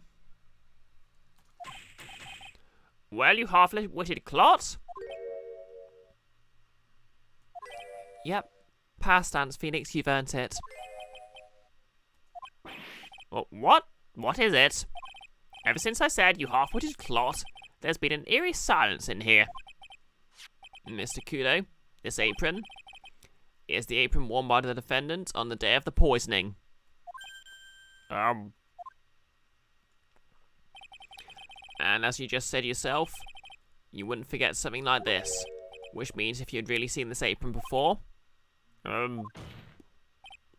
Yes, you know what I'm getting at. You couldn't have possibly seen the waitress from the front. Oops. Witness? You can't just oops your way out of this. Huh. Well, well. Looks like we finally have a genuine trial on our hands. My voice is going. Listen, Trite. Here are the facts. On the day of the incident, there was only one waitress in the restaurant. That being the defendant, Miss Maggie Bird? Exactly. And when that one waitress put the poison into the coffee cup, this old guy was watching. I hope you do understand the gravity of the situation, Mr. Kudo. The fate of the defendant may rest on what you say, but you remember seeing. Just tell the court exactly what you saw, Gramps. You can rely on me, Captain. My noggin's in perfect working order. I can't remember a single occasion where I forgot what burger a customer wanted. He can't remember? Probably more like he messed up so many times he's blocking it out. Very well. Let's test just how good your memory and attention to detail is, Mr. Kudo. Tell us what you remember about the victim. Do I want to do one more? I'll go on then. About the victim. He was another of those pesky young types, wearing a broken pair of spectacles. He had a newspaper in his right hand, and the noisy brat kept rustling its pages. The young man was listening to the wireless, I remember it well. Then the serving girl in question brought over the Javicino. The little fidget picked up the cup with his free hand and took a sip. Reminder that the guy in question's like 29.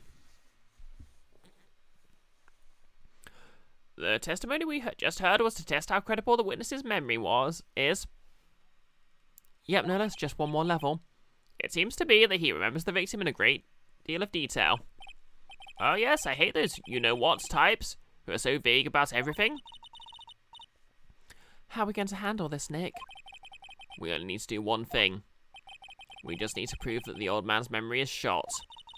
Just trip him up, you mean? Isn't that kind of cruel? I suppose, but it's what I do best. Wow, Phoenix. Okay, a stretch.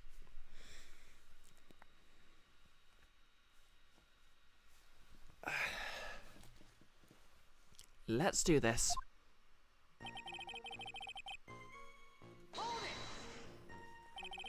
Spectacles.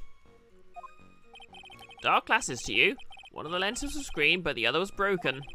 Newfangled rubbish. That's why I remember him so well. He did have some kind of lens over his left eye. But I wouldn't have called it a pair of glasses. He seems to have been wearing some rather modern-looking shades. Perhaps I should take to wearing some. And rival Mr. Goddo's sharp appearance. Better come up with something sharp and quick. I guess I'll wait and see if I should challenge him about the spectacles.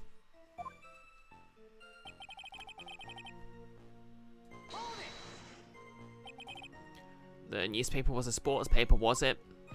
That young hooligan? I nearly asked him. Can't you read without fidgeting? How was I supposed to be able to read the back page with all that wrestling going on? I need to find out if Guts and Braun retained his championship title. It was his paper, not yours. If you wanted to know so bad, why didn't you buy your own? What are you looking at me like that for, How dare you judge me? Ow, ow. Guts and Braun got beaten yesterday, by the way. Anyway.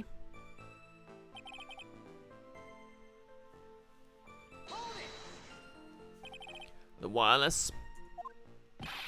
The decadent young rascal. In my day, it was one or the other. Read the paper or listen to the wireless. Oh boy. And using an earpiece? It's selfish, that's what it is. I was straining my ears, but I couldn't catch any of it. Was he that desperate to listen to the radio? What are you looking at me like that for? How dare you? Ow, ow. Yep, thank you, Mayor. You mean the waitress who you only saw from behind, right? You're the one of those, are you? You never let anything go, isn't that right? Maybe. Kind of a thing in this game. What does it matter if I saw her from the front or from the back? Ow, ow. I better not push it until I've got some hard evidence.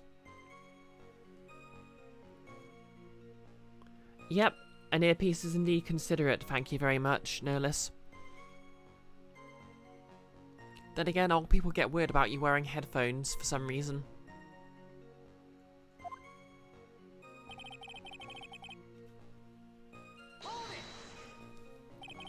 Here's free hand. Yes? Which hand was that? Weren't you listening before, cloth ears? I said he was resting the newspaper with his right hand, didn't I? His free hand wasn't the right hand. Then which hand was it, you moron? Oh, the coffee cup. The lip stain makes it clear he was holding it with his right. Ah, perhaps the great Mr. Trite has free hands. Maybe he does. You don't know that, Gordo. Yeesh, I was only asking. No need to gang up on me and treat me like a freak. The whole point of this cross-examination is to establish just one thing. That this old guy's memory has more holes than a slice of Swiss. I guess we just need to find a contradiction in his testimony somewhere, huh? Anything will do. Even the smallest detail. We just need one mistake in his hours.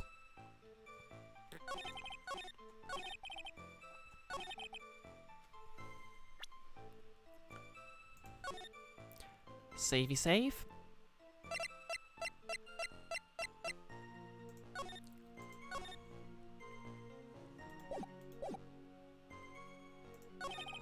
And present. Whoops.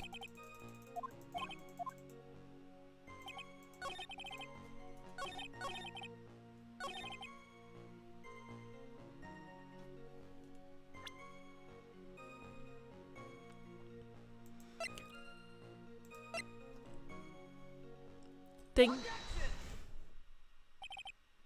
Mr. Kudo, do you remember what you were told at the start of this testimony? That this was a way of testing the credibility of your memory?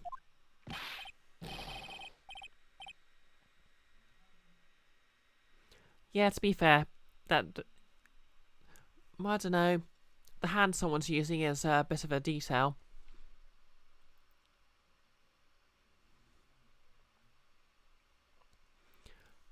Because it's kind of unusual for someone to be left-handed, so if you misremember someone being right-handed, that is kind of, I guess you could make an argument. I don't know. I know, there's nothing wrong with my memory, I tell you. Nothing. If I got anything wrong, I'll eat these seeds and sing the pigeon song. Okay. Care to tell us where this is going, Trite? According to Mr. Kudo, the victim was holding the paper in his right hand, while drinking coffee with his free hand. We should make that his left. Ah, what's this? Kindergarten? But I would like the court to please take a look at this. It's an important detail, but not one you think would have stood out at the time. Yeah, I guess that's fair. That's the cup the victim used, correct? Yes, and on the rim you'll notice the mark left by the victim's lips. Yes, there's a stain left by the coffee. If you consider where that stain is, you'll clearly see that the victim was holding the cup in his right hand. But how? Well, Mr. Kudo, the court is waiting for your epic performance. You said that you'd eat those seeds and sing the pigeon song.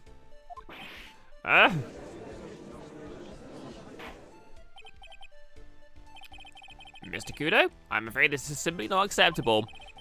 I think the witness had better... Wait? If you think I'm going to stand here and listen to you tell me I'm mad, you're wrong. I don't care about that dirty coffee cup. I know what I saw. You still insisting on your testimony? That young Brad was holding the coffee in his left hand. Oh yes, no question. I'm a good law-abiding citizen, I am.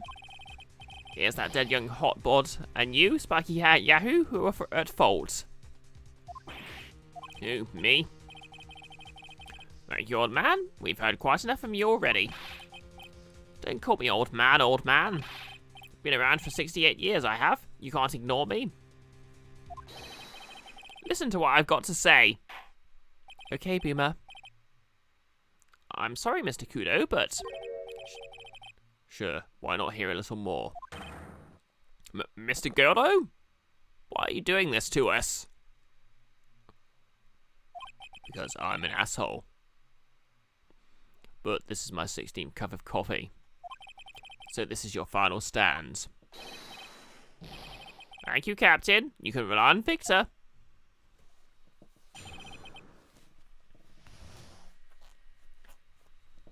Yeah, he was also paying a lot of attention to his magazine. Well, let's see what his story is. The boy was wearing the earpiece on the same side as the green lens of his specs.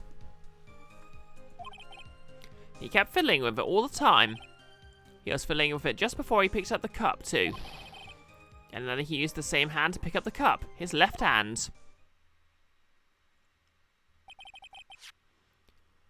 We know the victim was wearing an unusual monocle over his left eye.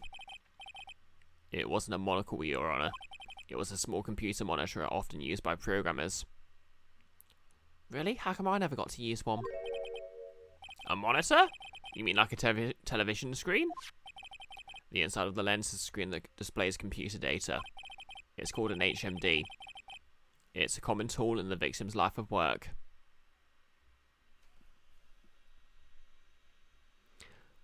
Yep, Google Glass no less. I remember there was a brief time when the idea of augmented reality was all the rage, but just before people started carrying around phones everywhere, so they thought you'd need some sort of special goggles to wear. There's actually a pretty good anime called Denyu Coil from the Studio Ghibli guy, which is sort of well, it's basically just a Studio Ghibli version of Ghost in the Shell. It's well worth a watch, incidentally.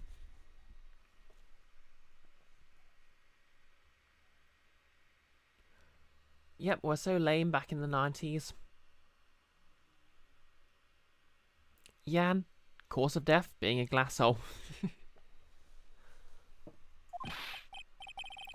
HDTV, DVD, CD, all these newfangled letters drive me mad, but they don't matter.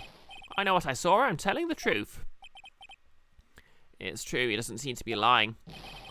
And those are the facts in good old black and white. Okay, I'm guessing it's going to have something to do with his ear medication, meaning he couldn't use one of his ears.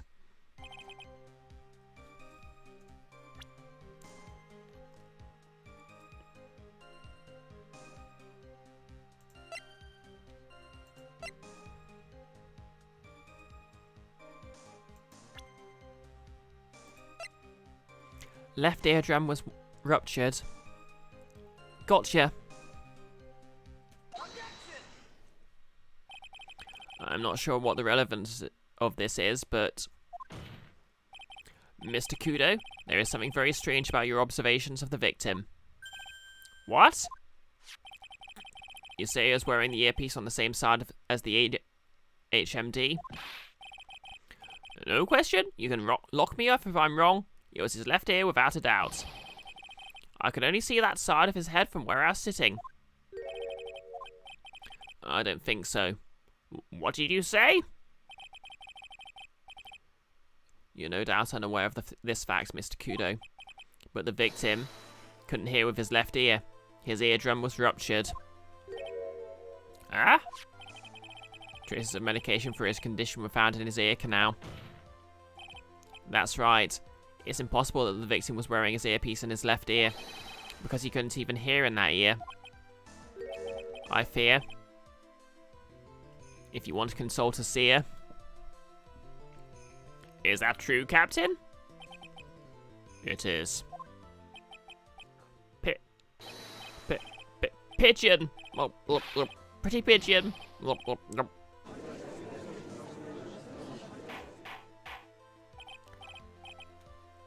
Order! Order! Order! This witness's testimony is completely unreliable. He only saw the waitress from behind, and he claims the victim was wearing an earpiece when we know his eardrum was ruptured. Well, Mr. Goddo? Ugh. A single drop of milk is all it takes to destroy the pure black magic in the cup. Sorry, Goddo. Team latte. This old man is my drop of milk. Captain, are you calling me a drip? Epic level punnery there. This is the victim's coffee cup in which the potassium cyanide was found. The mark on the rim clearly shows the victim picks it up with his right hand. I'll never back down. I know I'm right. The lad drank his Javicino with his left hand. Let me put you out of your misery. Clearly the victim used both hands. He took a sip of the cup he held in his right hand, and then switched to his left. That's what the old man saw. Impossible. The witness has already testified on numerous occasions that the victim died immediately after taking just one sip of the coffee. Objection. Or just didn't use the handle for some reason. Which hand the victim used to pick up his cup is irrelevant, Your Honor. The fact still stands. With one hand or the other, Mr. L drank the poisoned coffee. Like this. Sadly, Mr. Goddo, that doesn't wash. The point of this testimony was to establish whether the witness's memory is credible. And the results are clear. The testimony given by this witness is useless.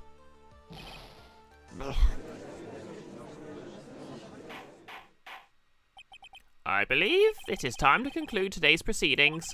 I am satisfied that the witness is not deceiving the court, but to be frank, his testimony is a farce. Did you have to be so frank?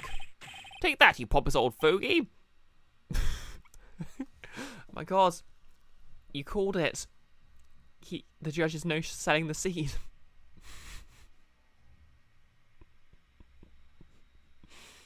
I'm sorry, Mr. Kudo, you can't reach me from there. I'm ordering the defense and prosecution to investigate this case further. That is all for now. This court is adjourned. Oh. Okay, that got me. Wait. If we stop now, where does that leave me? Leave you, Mr. Kudo? Thanks to that blue-suited young upstart over there. I'm just a bumbling old man who can't even dot his T's or cross his I's now. How is your bad memory my fault? I'm sorry, Mr. Kudo, but there's nothing I can do. I've kept my mouth shut until now. Since when? But there is something else the court should know. What? There's more. To be perfectly honest, it might not be anything. But I want another chance. I want another crack at you, young shark. Me? He's looking at me like I'm some sort of evil shogun. Call back. Well, everyone, what do you say to one final showdown? A final chapter in this eccentric old man's scrapbook. Sorry, Gramps. Oh, thanks for the host, Kiara.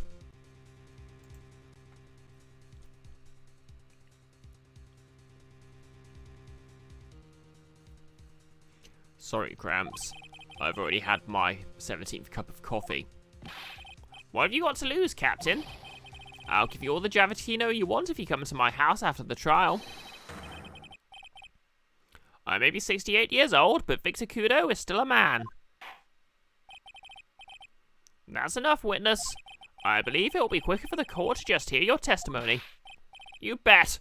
Much, much quicker. I can't believe this is happening. Aha, you better get ready, youngster. I get the picture. Just quit throwing those seeds at me, would you? He's got to be using some sort of infinite ammo code with that box of seed. I guess that must be an infinite ammo bandana he's wearing.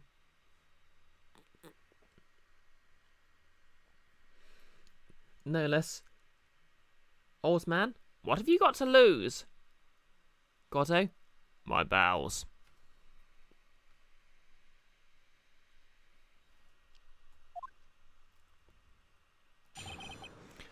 the final showdown. Do do do do do do do do. First of all, I want to stress that this might be nothing. I'm not too sure of myself. The young boy slumped over the table as soon as he took one sip of his Jabachino. Well, the clumsy upset the vase. He knocked it right over. It broke, and the strip of cloth covering the table got completely soaked. Well, how about that? Turned things upside down, Checkmate, liberals.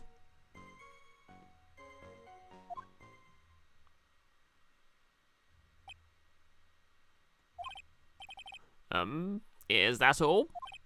Yes, that's all. I remember it perfectly. Yeah?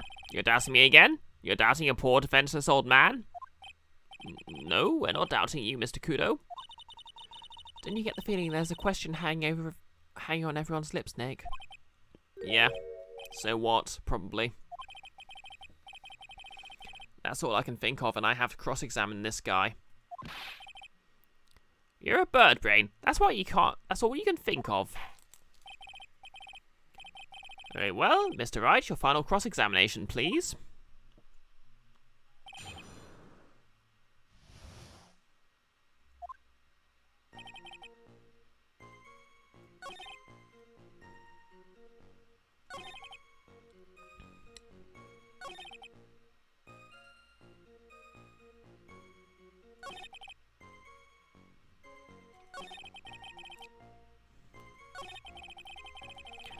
Okay, I guess I just press each option and see what happens.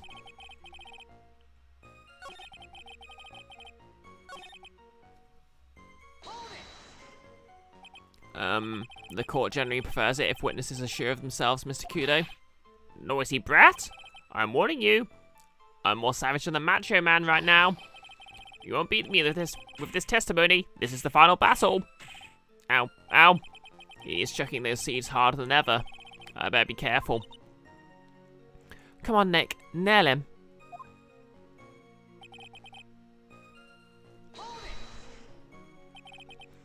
The court has already heard that testimony, Mr. Kudo. I know that. I was just setting the mood. How else am I supposed to build up the suspense, The suspense? Yes, now what do you think? Should I work the audience a bit more? No. Please continue, Mr. Kudo. As quickly as possible. Alright, now where was I? Yes, the young boy slumped over the table and...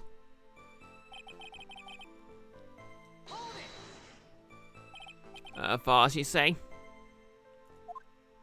Yes, there are vases on all the tables in that place. There are accidents waiting to happen. They're practically begging to be knocked over. Ah, the cat instinct. Well, he's right about there being vases. I do remember seeing them too. There was a vase on the table when I ate lunch there. And you saw the moment where the victim actually knocked over the vase. Well, it's a bit hard to say, but it's a bit unclear. How do you really define? Okay, I guess it. I heard it break, and the start of it is burnt into my memory as clear as day.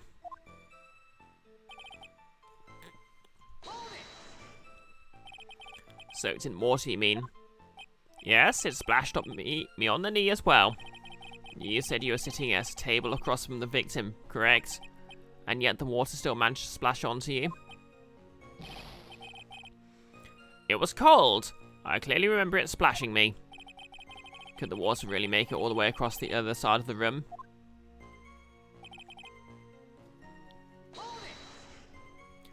You mean the vase on the victim's table falling upside down and breaking? The vase turned upside down and my testimony's turning this case upside down. It's a joke. I just wanted everyone to hear it. What do you think, Captain? I'm impressed by your ability to waste time. Goddo hasn't raised any objections for a while now. So, you going to show off? With that scrap of information, I'm throwing down the gauntlet. If I lose this one, I'll take it like a man and admit defeat. He is really giving you the evil eye, Mayor. It's you he's looking at, Nick, not me. It's like he's saying, I triple dog dare you to find a contradiction, young'un. I guess I'll just have to rise to the challenge then.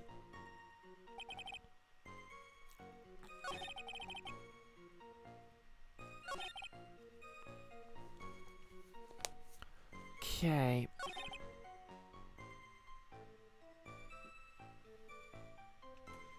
What evidence do we have?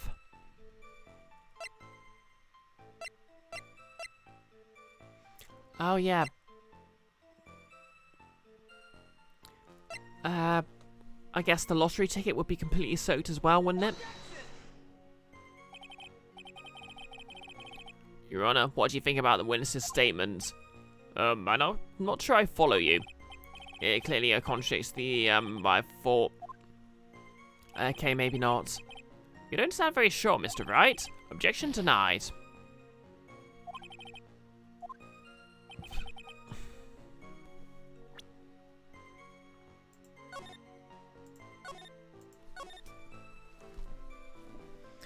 Okay.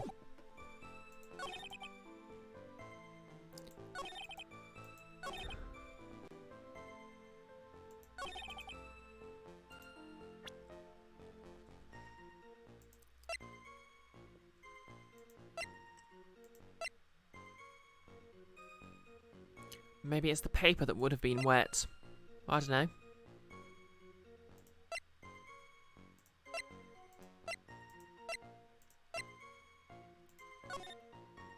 Oh.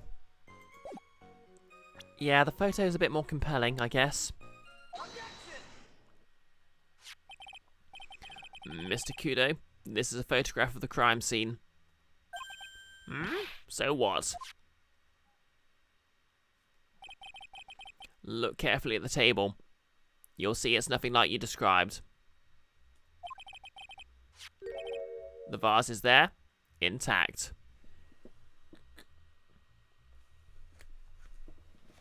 Yep, he said the vase was broken when it wasn't. Perhaps he was mistaken for a reason. Huh?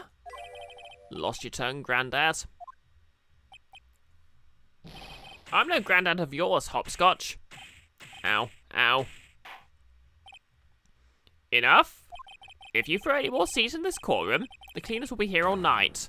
Ugh. What is it now? I just remembered something. Yes, go on. The broken vase, it was on my table. Well, you see...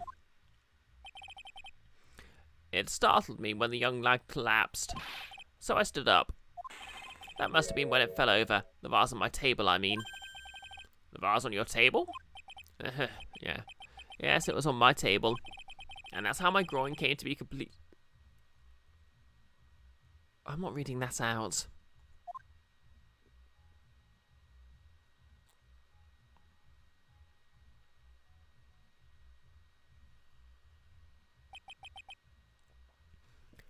So many ellipses.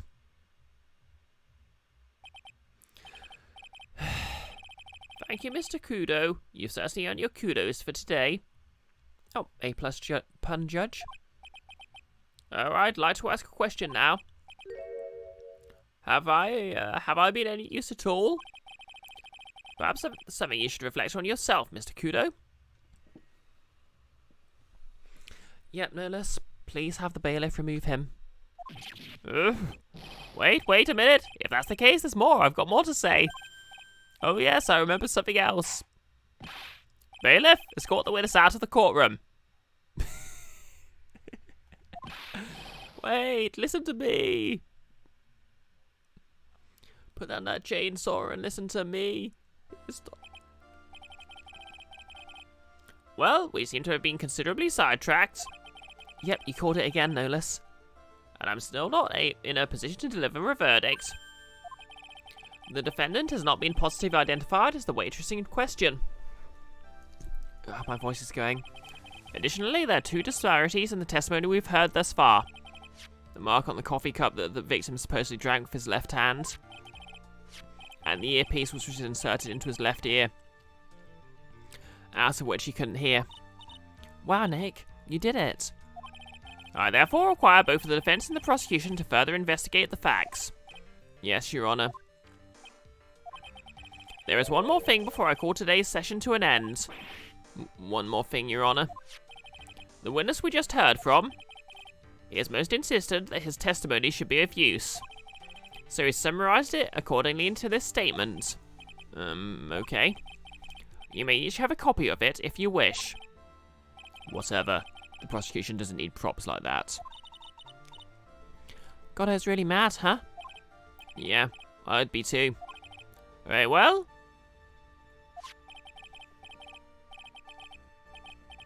Yep, that was one fast old dude. Here you are then, Mr. Wright. There are 3 copies. My own, yours, and Mr. Goddo's. No less. Evidence is the last refuge of the RDK. Yes, Your Honor. Victor's testimony added to the court records. When the incident occurred, I broke the vase at my seat. I'm sorry. Wait, when the incident occurred, I broke the vase at my seat. I'm sorry. I'm sorry. This isn't a piece of testimony. More like a 5-year-old's apology. What the heck are we supposed to do with 3 copies? That is all. This court is adjourned. Finally.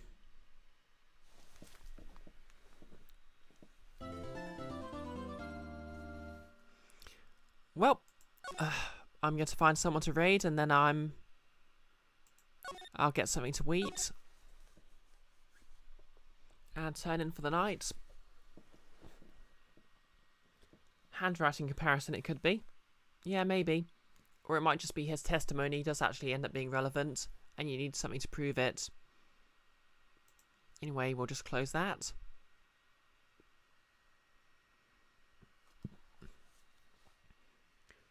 We should play Among Us sometimes. Yeah, that'd be neat.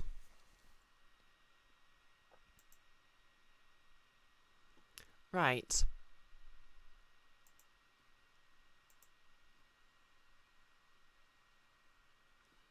Okay.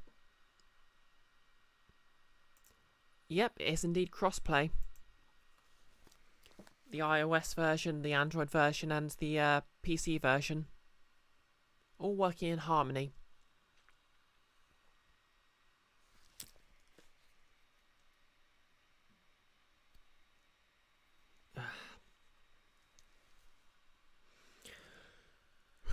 Anyway, Firefox is being ridiculous again, so we'll just give it a moment. Yeah, hope everyone has a lovely weekend. Monday I'll be streaming probably the end of The World Ends With You. It's the final boss battle, so expect lots and lots of cutscenes.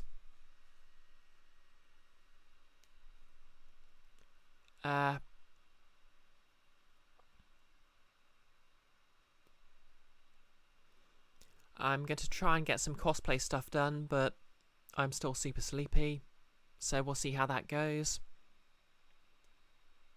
I literally don't think I have a day off until next Wednesday. Although, to be fair, I am getting Christmas and Boxing Day off, so that's something, I guess.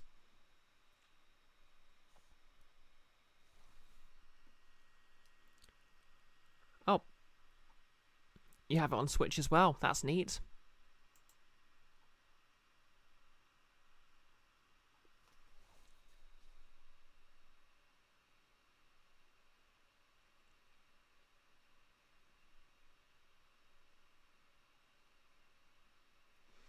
Okay, Firefox is doing something absurd right now.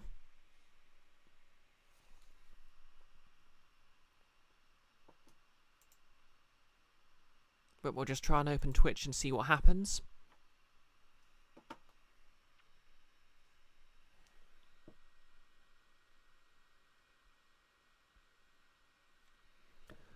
My job beat the hope out of my eyes. Yeah. Mostly just make me work early in the morning and kind of sleepy. I always live in hope that one day I'll be able to throttle a customer and get away with it.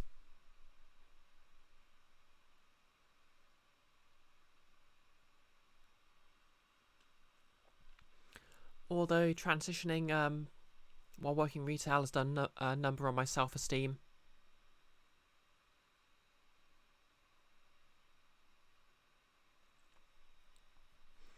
Anyways, someone to raid.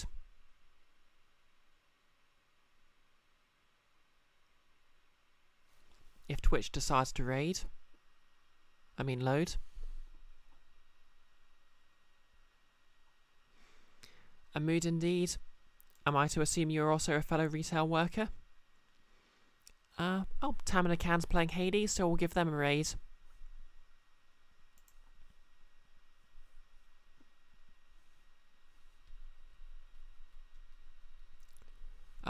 Valdin's also live, but who has more?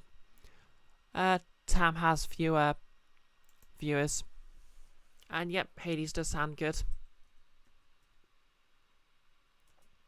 It's sort of a visual novel and roguelite in one, so Tam in a Can. It took me ages to realise their handle was that. I was just reading it as Tam in a Can. No list, you're going to lie down a bit or something. Okay, fair enough. So yeah, everyone, thanks for dropping by. I hope you enjoyed today's stream. Have a lovely evening. Have a lovely weekend. Hopefully I'll catch you all on Monday for the End of the World Ends with You. At that point I'll be going on hiatus, so until January, and then I'll be back with other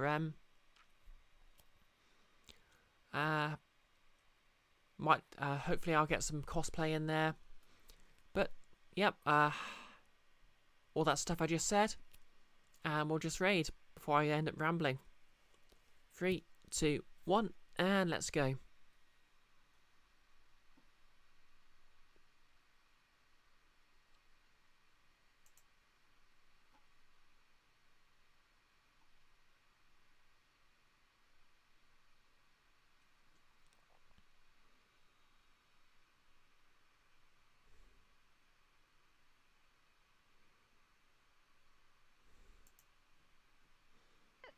Brioche, hi! Thank you for the raid! We got a raid! Oh, nice! Welcome, welcome. Thank you so much. How's it going? What were you playing?